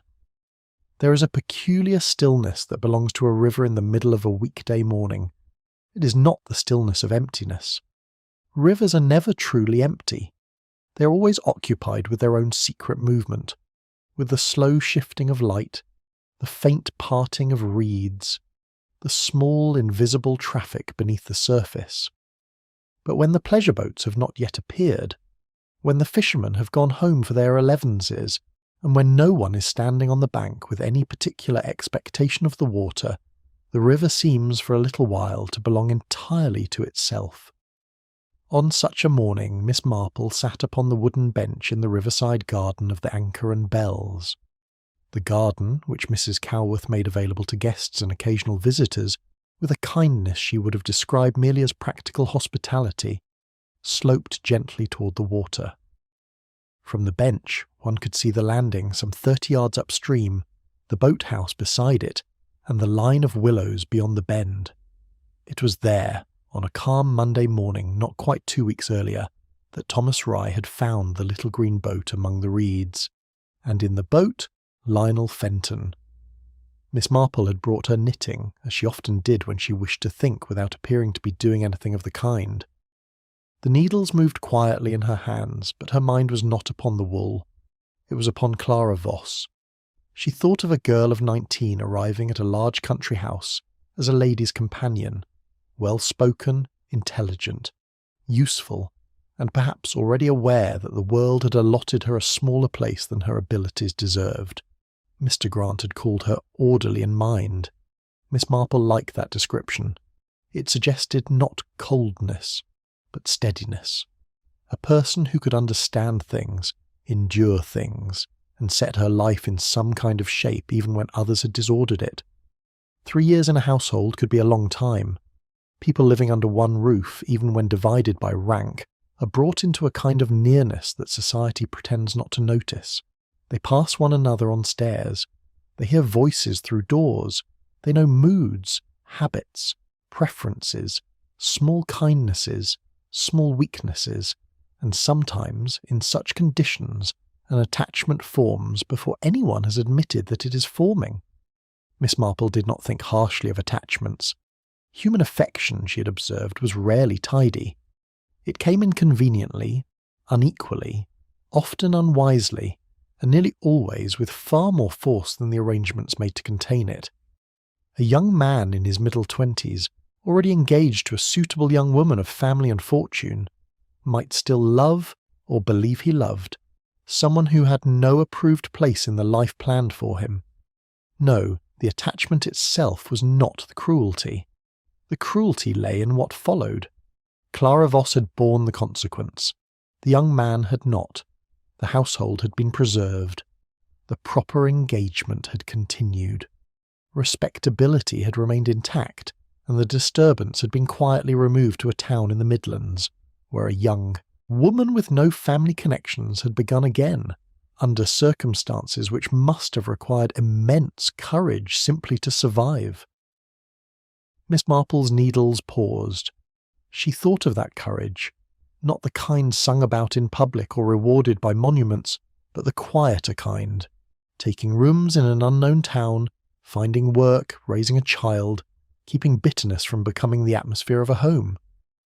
Clara Voss, from all that Miss Marple had learned, had done precisely that. Then there was Lionel Fenton. How much had he known as a child? Perhaps nothing.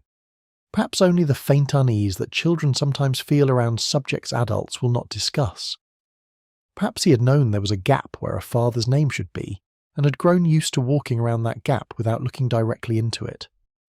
Later, after his mother's death, there had been papers, letters, names. Enough, perhaps, to turn a lifelong uncertainty into a set of questions that could no longer be left unanswered. So he had come to Milford Reach. Not noisily, not accusingly, not as a man seeking scandal. He had come as a man seeking accuracy. In that, Miss Marple found something deeply moving. He had not forced doors open. He had knocked, waited, asked politely, and allowed others the dignity of answering or remaining silent. And then, on Sunday afternoon, he had spoken with Mrs. Adelaide Pritchard near the Boathouse. That conversation remained the centre of the whole matter. Miss Marple set her knitting beside her on the bench and looked toward the landing. She had several pieces of the truth now. Pike had seen Mrs. Pritchard leave that conversation with her composure under strain. Mr. Grant believed Mrs. Pritchard would have known very quickly of Fenton's presence in the village. The teacup at Harrow House had trembled when Mr. Fenton's name was spoken, and the structure of the old story pointed unmistakably toward the woman who had once been the suitable fiancée, and later became Mrs. Pritchard of Harrow House. Mrs. Pritchard had not been merely a bystander. Whether she had known everything at the time or only learned it later, Miss Marple could not yet say. But she had known enough now, enough to fear the arrival of Lionel Fenton, enough to be disturbed by him, enough to carry old memory like a weight beneath all that correct elegance. The household had been protected. Clara Voss had been sent away. The engagement had become a marriage. The marriage had become a life. And then, after all those years, the son had come back to the place where his beginning had been made inconvenient. Footsteps sounded on the gravel path behind her. Miss Marple turned. Samuel Pike was approaching with his usual slow deliberation, though there was something different about him that morning. He carried his canvas jacket over one arm despite the warmth, and this gave him an oddly formal appearance, like a man who had dressed himself for a duty he did not much like but intended to perform. He stopped a few feet from the bench and looked at the river. Miss Marple said, "Good morning, Mr. Pike." "Morning. A particularly fine one." "Aye." There was a pause. "I saw you from the landing," he said. "Thought I might come over, if you've no objection." "None whatsoever." She indicated the far end of the bench. Pike sat down carefully, as though unaccustomed to the idea of sitting in a garden in the middle of a working morning. For some time neither spoke. Across the river a moorhen moved busily among the reeds, quite satisfied with its own importance. A small cloud crossed the sun and passed on. Then Pike said, without introduction, "I told you I didn't attend to what was said between Mrs. Pritchard and Mr. Fenton." "Yes," said Miss Marple, "I remember." "That was mostly true." Miss Marple's hands remained still in her lap. "Mostly. I wasn't listening proper." "No, not like a man listening on purpose." "No," said Miss Marple gently, "I understand." Pike looked down at the jacket folded across his knees. "Storage locker wasn't on the far side, like I said. It's near side, by the corner." "I see. Sound carries there, around the wall. If you've worked there long enough, you know it does." "And you heard something?" "Some." He seemed to dislike the word, as though it made him responsible for more than he wished. "Not all. Not clear enough to swear to each word. I won't say more than I know. That is wise. But I heard enough." Miss Marple waited. Pike's gaze remained fixed upon the water. She told him about his mother. The sentence was plain, almost rough, but it landed with quiet force. "Mrs. Pritchard did?" "Aye." "And he listened?" "Mostly." "Was he angry?" "No." "Was she?" Pike considered this. "No, not angry. Tired, maybe. Like someone saying a thing that had been waiting a long while." Miss Marple looked toward the boathouse. "What did she tell him?" "That Clara Voss had left because of him." "Because of Lionel?" "No, because of his father. Because there was to be a marriage, and the family wouldn't have it spoiled. Because Clara was the one who could be sent away, and he was the one who couldn't." Pike's voice remained steady, but his hands were tight on the jacket. "She said his mother had behaved better than any of them." Miss Marple's eyes softened. "Did she?" "Aye, I heard that clear." "And Mr. Fenton?" "He said nothing for a while." The river moved below them, quiet and brown-green beneath the morning light. "Then the wind dropped," Pike continued, "and I heard him say he was grateful. He said he had not come to cause difficulty for anyone, only to know." "Only to know," Miss Marple repeated the words silently. "There are phrases that contain a whole life." Pike shifted on the bench. When I heard he'd been found in the boat next morning, I thought about it. Turned it over. Doctor said heart. Constable said nothing suspicious. And maybe there wasn't. But it sat in me. Yes, said Miss Marple. Such things do. I thought maybe it didn't matter. It matters. He looked at her then. Does it change anything? Not in the way you fear, but it helps one understand. Pike nodded slowly. He didn't sound like a man in trouble, he said. That's what I remember. Not like a man who'd been wronged and wanted paying back. More like... He struggled. Like he could stop looking. Miss Marple's voice was very quiet. Yes, I think that is exactly what he could do. Pike rose after a moment. The act of speaking had relieved him, though he would never have said so. He folded the canvas jacket over his arm again. Thought I'd best tell you. You were right to do so. It wasn't my business. Perhaps not then, said Miss Marple, but truth has a way of changing ownership. Pike considered this, seemed uncertain whether he approved of it, and gave a short nod. Then he walked back along the gravel path toward the landing, more lightly than he had come. Miss Marple picked up her knitting again, though for several minutes she did not knit. Lionel Fenton had learned the truth on Sunday afternoon from the one woman who, in all likelihood, had carried the most complicated version of it. Mrs. Pritchard had told him not everything, perhaps, but enough. Enough to give his mother her rightful place in the story. Enough to confirm that Clara Voss had not been the shameful figure that silence might have made her. Enough, perhaps, to release him from the long hunger of uncertainty. And he had received it without malice. That mattered greatly. He had gone out on the river that evening, settled, as Pike had said. Calm, resolved, not defeated, not agitated, but at rest in some inner way. Then his heart had failed. Dr. Haydock was probably right. Hearts gave way in their own time and for their own reasons. Yet Miss Marple knew that there are moments in a human life that place upon the body a demand almost as great as grief.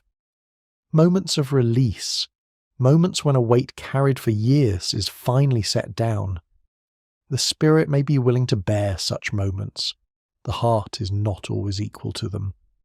The river went on, carrying sky, leaf, light, and reflection southward toward the town.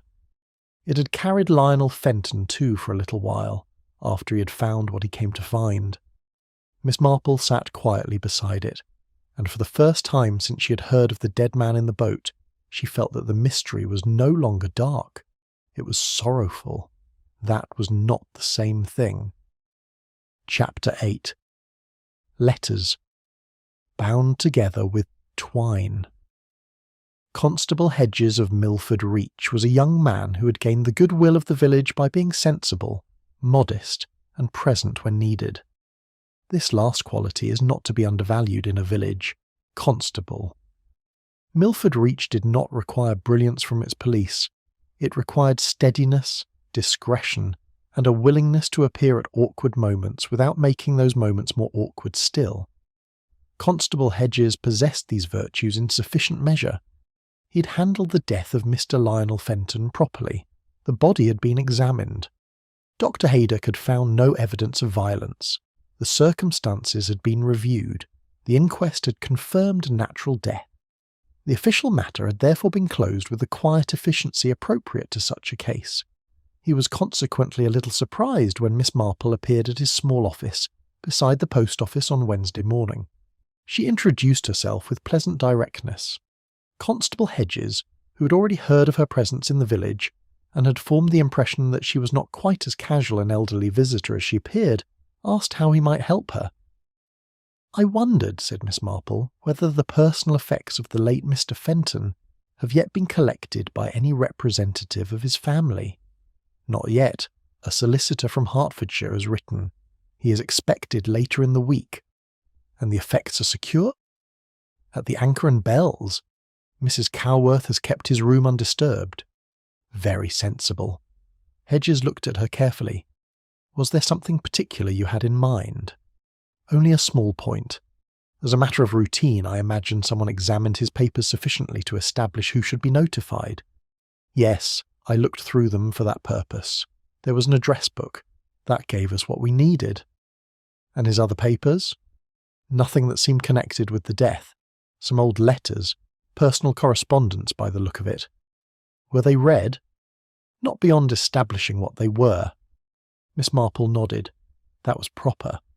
But I wonder whether those letters might explain something of Mr. Fenton's reason for coming here. Constable Hedges did not answer immediately. He had the look of a young man balancing procedure against instinct. Procedure told him that the death was settled. Instinct told him that Miss Marple had been assembling the quiet truth of the matter more thoroughly than anyone else in Milford Reach.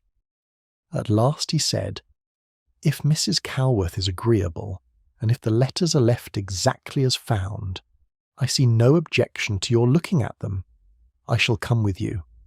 "That would be most satisfactory," said Miss Marple. Mrs. Calworth was not merely agreeable, she was almost relieved.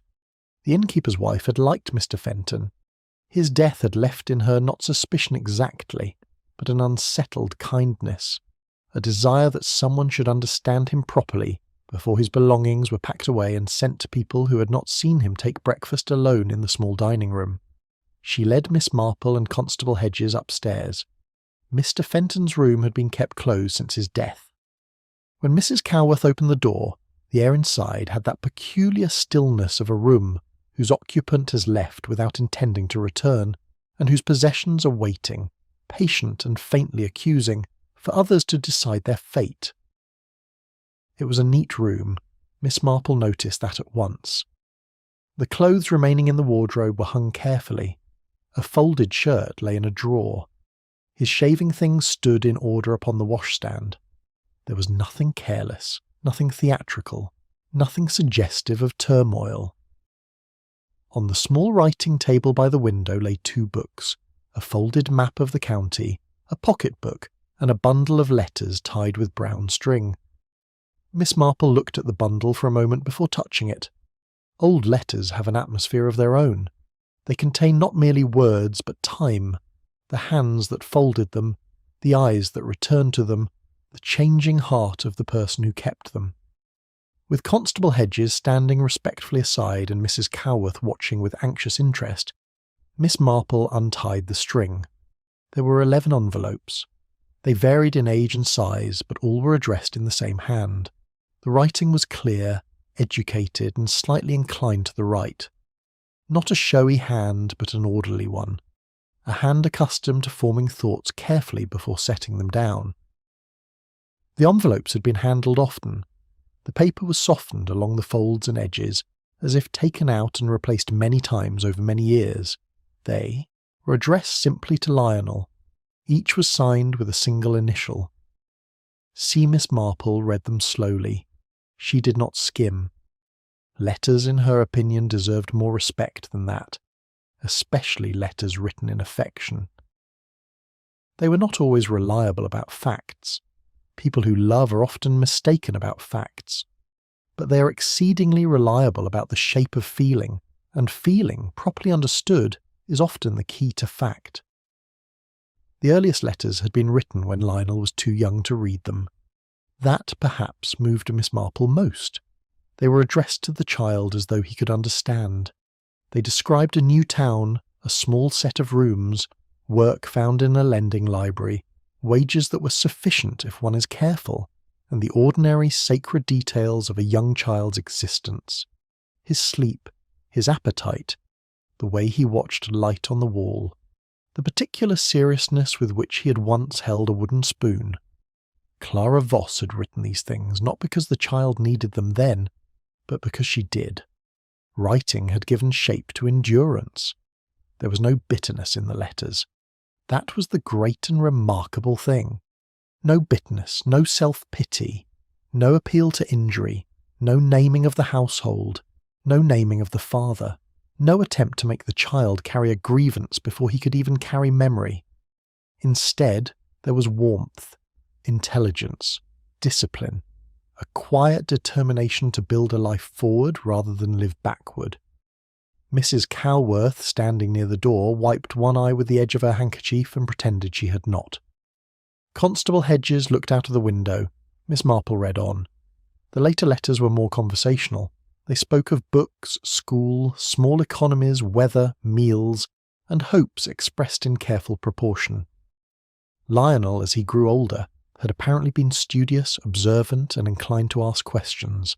Clara wrote to him with respect as well as love. She did not make him small in her affection. She allowed him seriousness. In 2 letters she referred briefly to papers from the earlier time. She did not explain them. She wrote that there were matters she would one day tell him, when the moment seemed right. But the moment had not come. In the last letter, written some 5 years before her death, her tone had changed. Not greatly, but enough. There was a weariness in it, and a tenderness sharpened by regret. She wrote that perhaps she had waited too long, that there were papers among her things, that he should read them if he felt he must, that she hoped he would find in them what he needed, though not necessarily what he expected. Miss Marple sat back. For a moment the room was very quiet. Outside, beyond the window, the lane lay bright in the noonlight. A cart passed somewhere below. A dog barked once.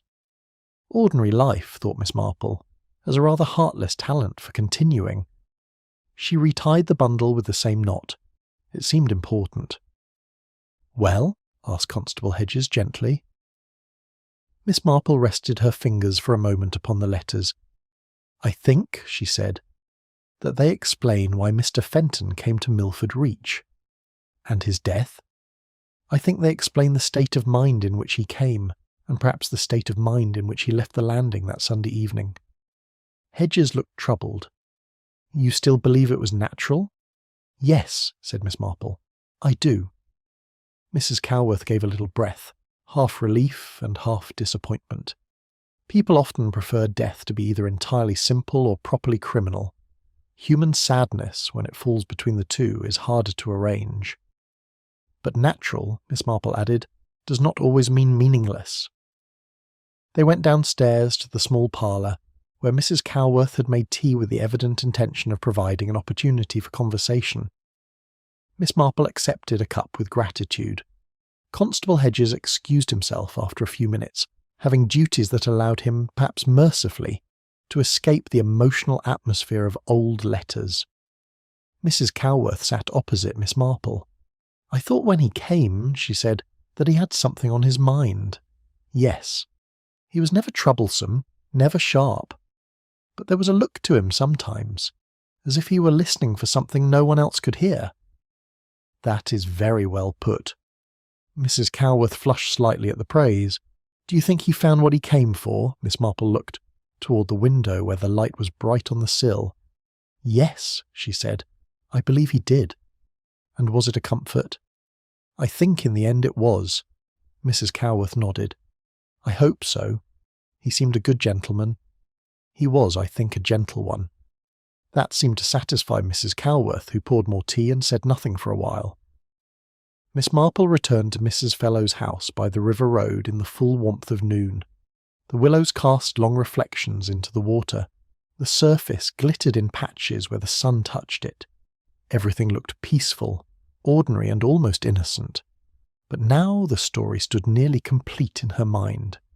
Clara Voss had loved, had suffered, had left, and had built a life. She had not poisoned that life with bitterness. Lionel Fenton had grown up with dignity, carrying uncertainty until it became necessary to lay it down. Mrs. Pritchard had carried memory and perhaps regret. Mr. Grant had carried the record. Pike had carried the overheard truth. Mrs. Calworth had carried a simple human kindness toward a guest who had seemed sad without saying so. And the river had carried the boat. There remained only one question, and it was not perhaps the question with which the matter had begun. Not who had killed Lionel Fenton. No one had. The question was what should now be done with the truth. Truth, Miss Marple knew, was not always improved by being shouted. Sometimes it had to be delivered quietly, to the right hands, in the right way, so that justice might exist without cruelty, and memory might be honoured without becoming scandal. She walked slowly beneath the willows, the river moving beside her with its steady, unremarkable purpose. Lionel Fenton had come to Milford Reach to discover where he belonged. In 4 quiet days, among old records, guarded conversations and memories long folded away, he had found the answer. And having found it, he had gone down to the river, rowed out into the evening light, and rested at last. Chapter 9. The reason the stranger came back to village. Dolly Bantry arrived on Thursday morning in the way she generally arrived everywhere, with energy, affectionate noise, and the air of a woman who had been looking forward to something and had no intention of treating it as a minor occurrence now that it had come. She had driven over from St. Mary Mead in response to a note from Miss Marple, written in that mild and precise manner which made even the simplest invitation sound as though it had been composed with a purpose. If Dolly happened to be free on Thursday, Miss Marple had written, and if she felt inclined for a drive to Milford Reach, she would be glad of her company for a walk along the river. Dolly, being Dolly, felt inclined at once. She arrived at Mrs. Fellowes' house at 10 o'clock, punctual, bright-eyed, and full of questions she was trying very hard not to ask immediately. Mrs. Fellowes provided coffee, expressed great pleasure at meeting Mrs. Bantry, and began at once to explain the difficulty with the new treasurer of the hospital sale committee. Dolly listened with enthusiasm, though she had never met the treasurer and had no idea what system had previously been used for the accounts. For 20 minutes the front room was warm with talk. Then Miss Marple, who had enjoyed the conversation but had not forgotten the purpose beneath it, suggested that she and Dolly might take their walk while the morning was still at its best. They went by the river path. Miss Marple had known they would. The river had been present at every important stage of Lionel Fenton's story. It had carried the boat. It had held the silence. It had reflected with perfect indifference the last evening of a man who had come to Milford Reach not to die, but to know. It seemed fitting that the river should be present at the telling too. The morning was clear and bright. A light westerly breeze stirred the willow branches and ruffled the surface of the water. Across the river the meadows wore the faded green of late August, that tired and dignified colour which comes when summer has given its best and has begun very gently to withdraw. For several minutes they walked without speaking. Dolly was capable of patience when she knew it mattered. People sometimes underestimated her because she was warm, sociable, and easily interested in things. But her warmth was not shallowness, it was abundance. When her attention was fully engaged, she had a very good understanding indeed. Miss Marple valued that more than she always remembered to say. At last she began. "I think, Dolly, that the story did not begin with the boat." "No," said Dolly softly. "I suppose it began a long time before." "Yes, more than 30 years before." And as they walked beside the river, Miss Marple told her the story as she'd assembled it. She began with Clara Voss, not with scandal, not with rumour, not with the view that had once been allowed to circulate in Milford Reach because it protected those who found protection convenient. She began with Clara herself, a young woman of 19, well-spoken, intelligent, orderly in mind, arriving as a lady's companion in a household of standing, a girl with ability placed in a position that made use of her manners and competence, while giving her very little power over her own future. She spoke of the 3 years Clara spent in that house, 3 years of nearness, 3 years in which ordinary daily contact had done what human contact so often does, quietly and without asking permission. An attachment had formed between Clara and the son of the household. He was already engaged, Dolly asked. Yes, to a suitable young woman of family and fortune. Mrs. Pritchard?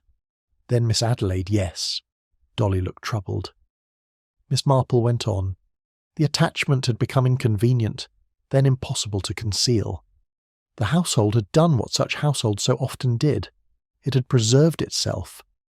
Clara had been given money, a character reference, and the burden of consequence. The young man had continued toward the respectable marriage arranged for him. Clara had gone away to a town in the Midlands where no one knew her. There she had given birth to a son, Lionel, raised under the surname Fenton, his grandmother's maiden name. Dolly said nothing, but her face had grown unusually still. Miss Marple described the letters, the warmth in them, the steadiness, the absence of bitterness. Clara had not raised her son upon grievance. She had built a life, a modest one perhaps, but one with dignity and affection in it. Yet she had kept papers from the earlier time, and in the end, whether from courage or regret or simply because truth has its own claims, she had left them for Lionel to find. And he came here because of them, Dolly said. Yes, not to make a scandal, not to demand money, not even, I think, to punish anyone. He came because not knowing had become harder than knowing. The path curved beside the water. Ahead, the willows leaned low, trailing their narrow leaves in the current. Miss Marple told Dolly of Lionel Fenton's 4 days in Milford Reach, his courteous questions, his calls upon Mr. Grant, his visit to the parish registers, his interest in old names, old marriages, and old silences. She told her of Walter Grant's guarded account, Evelyn Grant's troubled honesty, Mrs. Calworth's kindness, and Samuel Pike's reluctance. Then she came to the Sunday afternoon. "The conversation by the boathouse?" Dolly asked. "Yes." Miss Marple's voice grew quieter. "Mrs. Pritchard arranged to speak with him. I am sure of that now. She had known, from the moment she heard the name Fenton, who he almost certainly was." Dolly drew in a breath. "Do you mean she knew all along? About Clara? About the child?" "I think she knew enough. Perhaps not every detail at first, but enough to understand what had been done, and enough to know what Mr. Fenton's arrival meant." "That is rather terrible." "It is. To know all one's life and do nothing." Miss Marple walked a few steps before answering. "My dear Dolly, one must be careful. It is very easy to judge people as though they had been standing in our shoes, with our choices and our freedoms. Mrs. Pritchard was not innocent of the injustice, but neither was she entirely free of the world that made such injustice seem manageable, even proper. She married him knowing there had been Clara. Yes. And Clara went away. Yes. Dolly looked at the river. "I don't know who to be sorriest for." "That," said Miss Marple gently, "is often the sign that one is dealing not with deliberate wickedness, but with ordinary human failing. It does not excuse it, but it explains why it can cause so much damage. Wickedness is sometimes simpler, human weakness is untidier, and much more common." They had reached the stretch of bank near the bend where the reeds grew thickest. The exact place where the boat had been found was not visible from the path, but Miss Marple paused all the same. "This is near it, isn't it?" Dolly said. "Yes." For a moment both women stood looking at the water. Miss Marple continued. "Mrs. Pritchard told him the truth. Samuel Pike overheard enough to be sure of that. She told him why Clara had been sent away. She told him that his mother had behaved better than those who had judged her. And she told him, I think, with real remorse. Was he angry? No, that is important. He was not angry." Dolly turned to her. "He wasn't?" "No, he thanked her." There was a little silence. Miss Marple said, "He told her he had not come to cause difficulty for anyone, only to know." Dolly blinked quickly and looked away.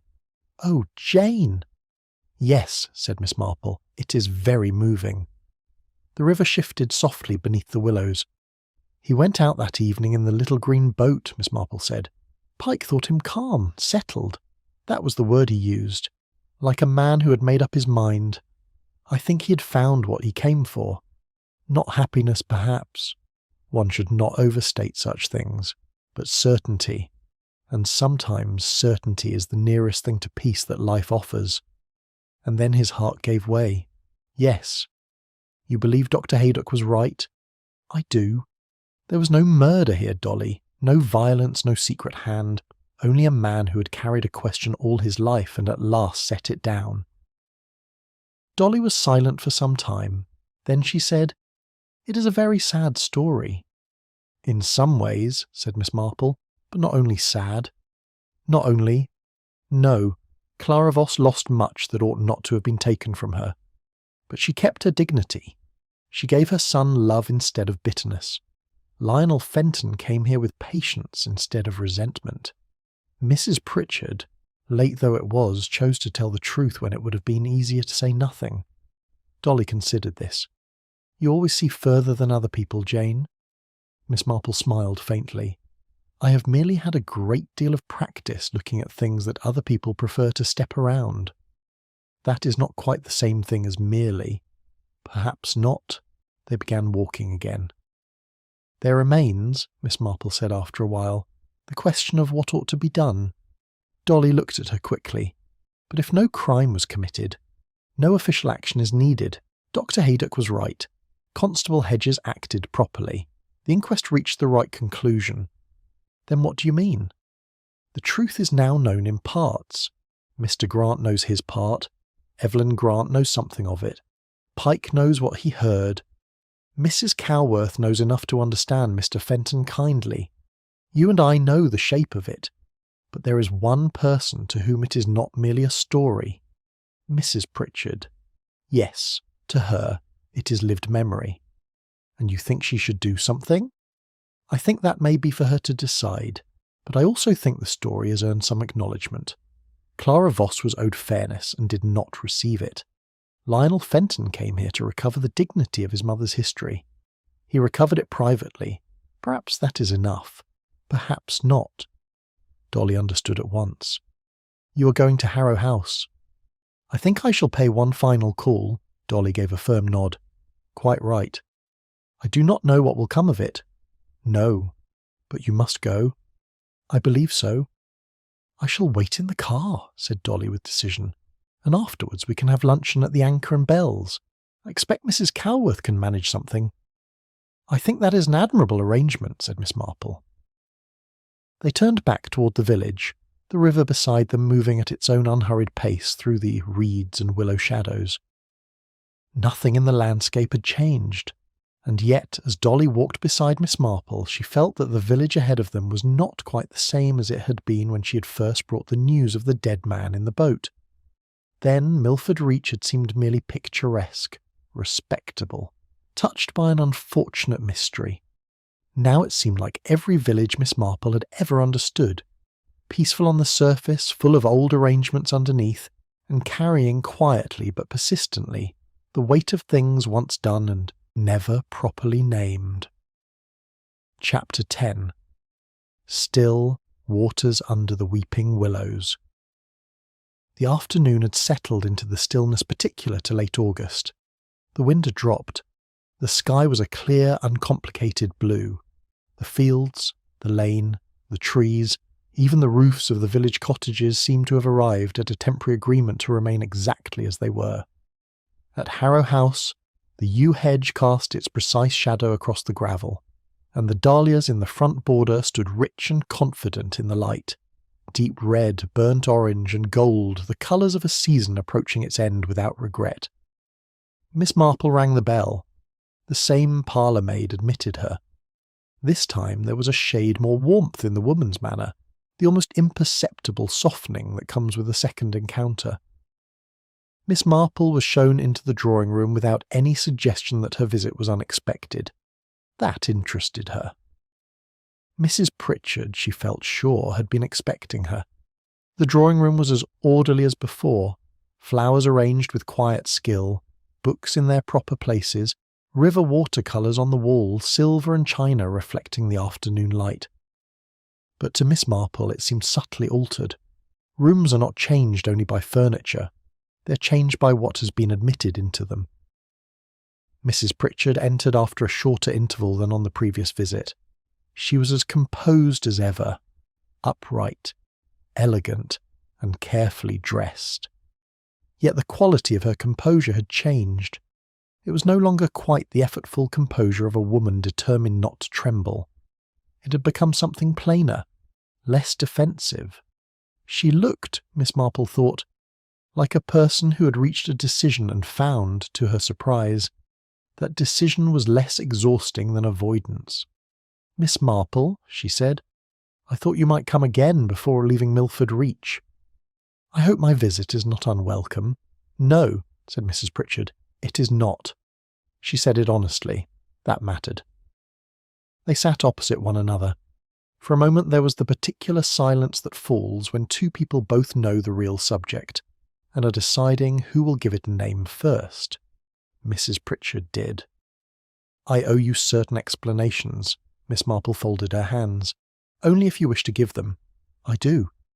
Mrs. Pritchard looked briefly toward the watercolours on the wall. "Not because I imagine you require them in order to understand. I suspect you understand rather well already, but because speaking them aloud seems, after many years of not doing so, to be required." "I am listening," said Miss Marple. Mrs. Pritchard remained still for a moment. Then she began. "I knew before I married that there had been a young woman in my husband's household, a young woman for whom he had formed an attachment.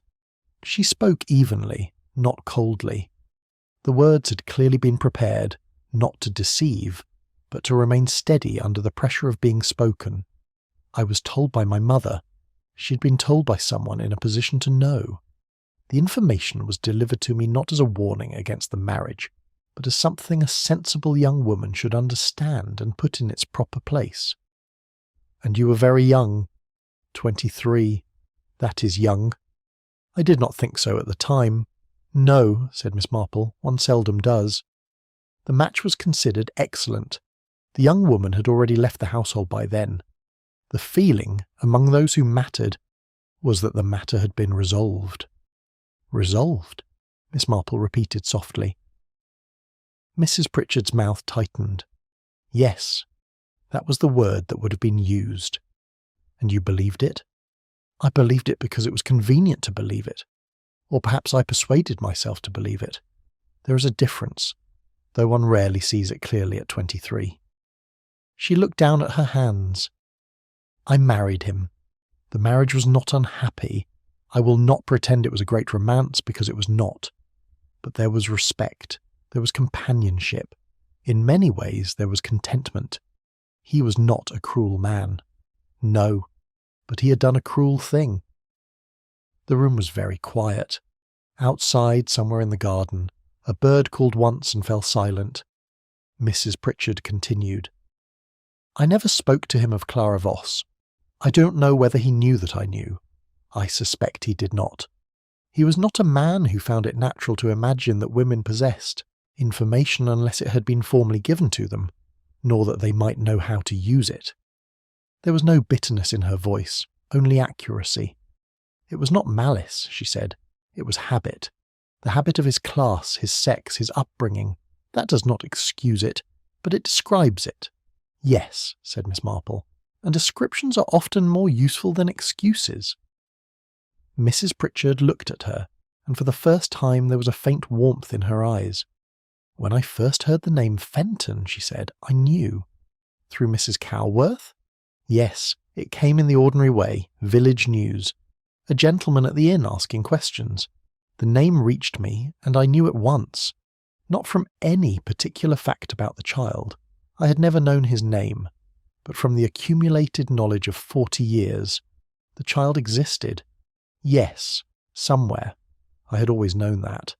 One does not know such a thing and then not know it. It remains, even when life proceeds, especially when life proceeds." Miss Marple nodded. "I had expected something," Mrs. Pritchard said. "Not him, not precisely, but some return, some claim, some question. I had lived a long time with the sense that an unpaid debt does not disappear merely because no one has presented the account." "And so you spoke with Mr. Fenton?" "I arranged to meet him by the Boathouse on Sunday afternoon." "Why there?" "I did not want him to come here, not at first. Harrow House would have made the conversation something else, formal, defensive. I thought the river would be easier." "The river often is." Mrs. Pritchard looked again at the watercolours. "I knew Mr. Grant could give him facts, dates, names, legal fragments, but there was something Mr. Grant could not give him. He had not been inside the human part of it. And you had." "Yes." Mrs. Pritchard's voice grew quieter. "I told him what I knew.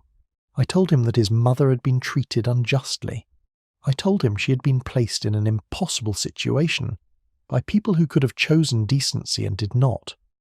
I told him that the rumours allowed to attach themselves to her departure were not true in the sense people wished them to be true. People protected the reputation that was easier to protect. Yes, Mrs. Pritchard's face was pale now but steady. And the reputation protected was not worth the cost paid for it. Miss Marple said nothing. I told him, Mrs. Pritchard continued, that from all I had learned his mother had behaved with more dignity than any of us. I told him I was sorry. Not generally, not politely, specifically. That must have been difficult. It was overdue. The words came with great simplicity. He listened, she said. That is what I remember. He listened so quietly. He did not accuse me. He did not ask for anything. He did not even ask why I had said nothing before, though he might have done. What did he ask? One question. Yes. He asked whether I had known his mother. Mrs. Pritchard looked away. I told him no, I had not.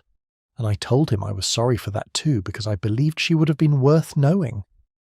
Miss Marple's eyes softened. And he thanked you. Mrs. Pritchard looked back at her. Yes, Mr. Pike heard that, I suppose. He heard enough. The thanks were the hardest part, Mrs. Pritchard said. If he had been angry, I might have known what to do with anger. If he demanded something, I could have answered the demand. But he only thanked me, completely sincerely, as though I had given him something he needed. You had. Mrs. Pritchard closed her eyes briefly. Yes, I think perhaps I had. There was a long silence then. It did not feel empty. It felt like something being allowed, at last, to rest. When Mrs. Pritchard spoke again, her voice had altered slightly. I have decided to do something further. Miss Marple waited. Not reparation. I am not sure that word fits. One cannot repair what was done to Clara Voss, not now, but perhaps acknowledgement. Yes. I intend to establish a small scholarship at the village school, for children who show promise in their studies and whose circumstances might otherwise limit their opportunities. Miss Marple looked at her with quiet approval. In Clara's name? No.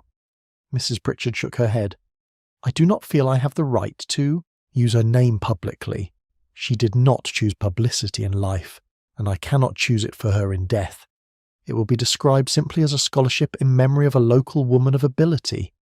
But you will know. I will know. Mr. Grant will know. Perhaps Evelyn will know. That is sufficient. Miss Marple smiled gently. It is more than sufficient. It is very fine. Mrs. Pritchard received this without triumph. She was not seeking praise, but she did not reject it either. I should have done something sooner. Yes, said Miss Marple. Mrs. Pritchard looked at her sharply, then almost smiled. You do not soften the truth. I try not to distort it. No, I should have done something sooner. Perhaps, but many people never do anything at all. That is a low standard. Human beings often require low standards as a beginning, said Miss Marple. The important thing is not to remain there. For the first time, Mrs. Pritchard gave a small, genuine laugh. It was brief, but it changed her face. They parted warmly a little later. At the door, Mrs. Pritchard said, Do you think he died at peace? Miss Marple looked at her.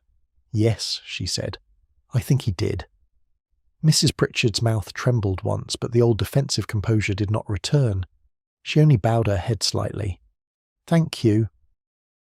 Miss Marple left Harrow House and walked down through the yew hedge toward the lane. At the end of it, the river showed silver in the afternoon light. Dolly Bantry was waiting near the inn, though she had clearly abandoned the car and was now standing outside with the satisfied air of a woman who had successfully negotiated luncheon with Mrs. Cowworth. Miss Marple did not go to her immediately. She paused at the bank.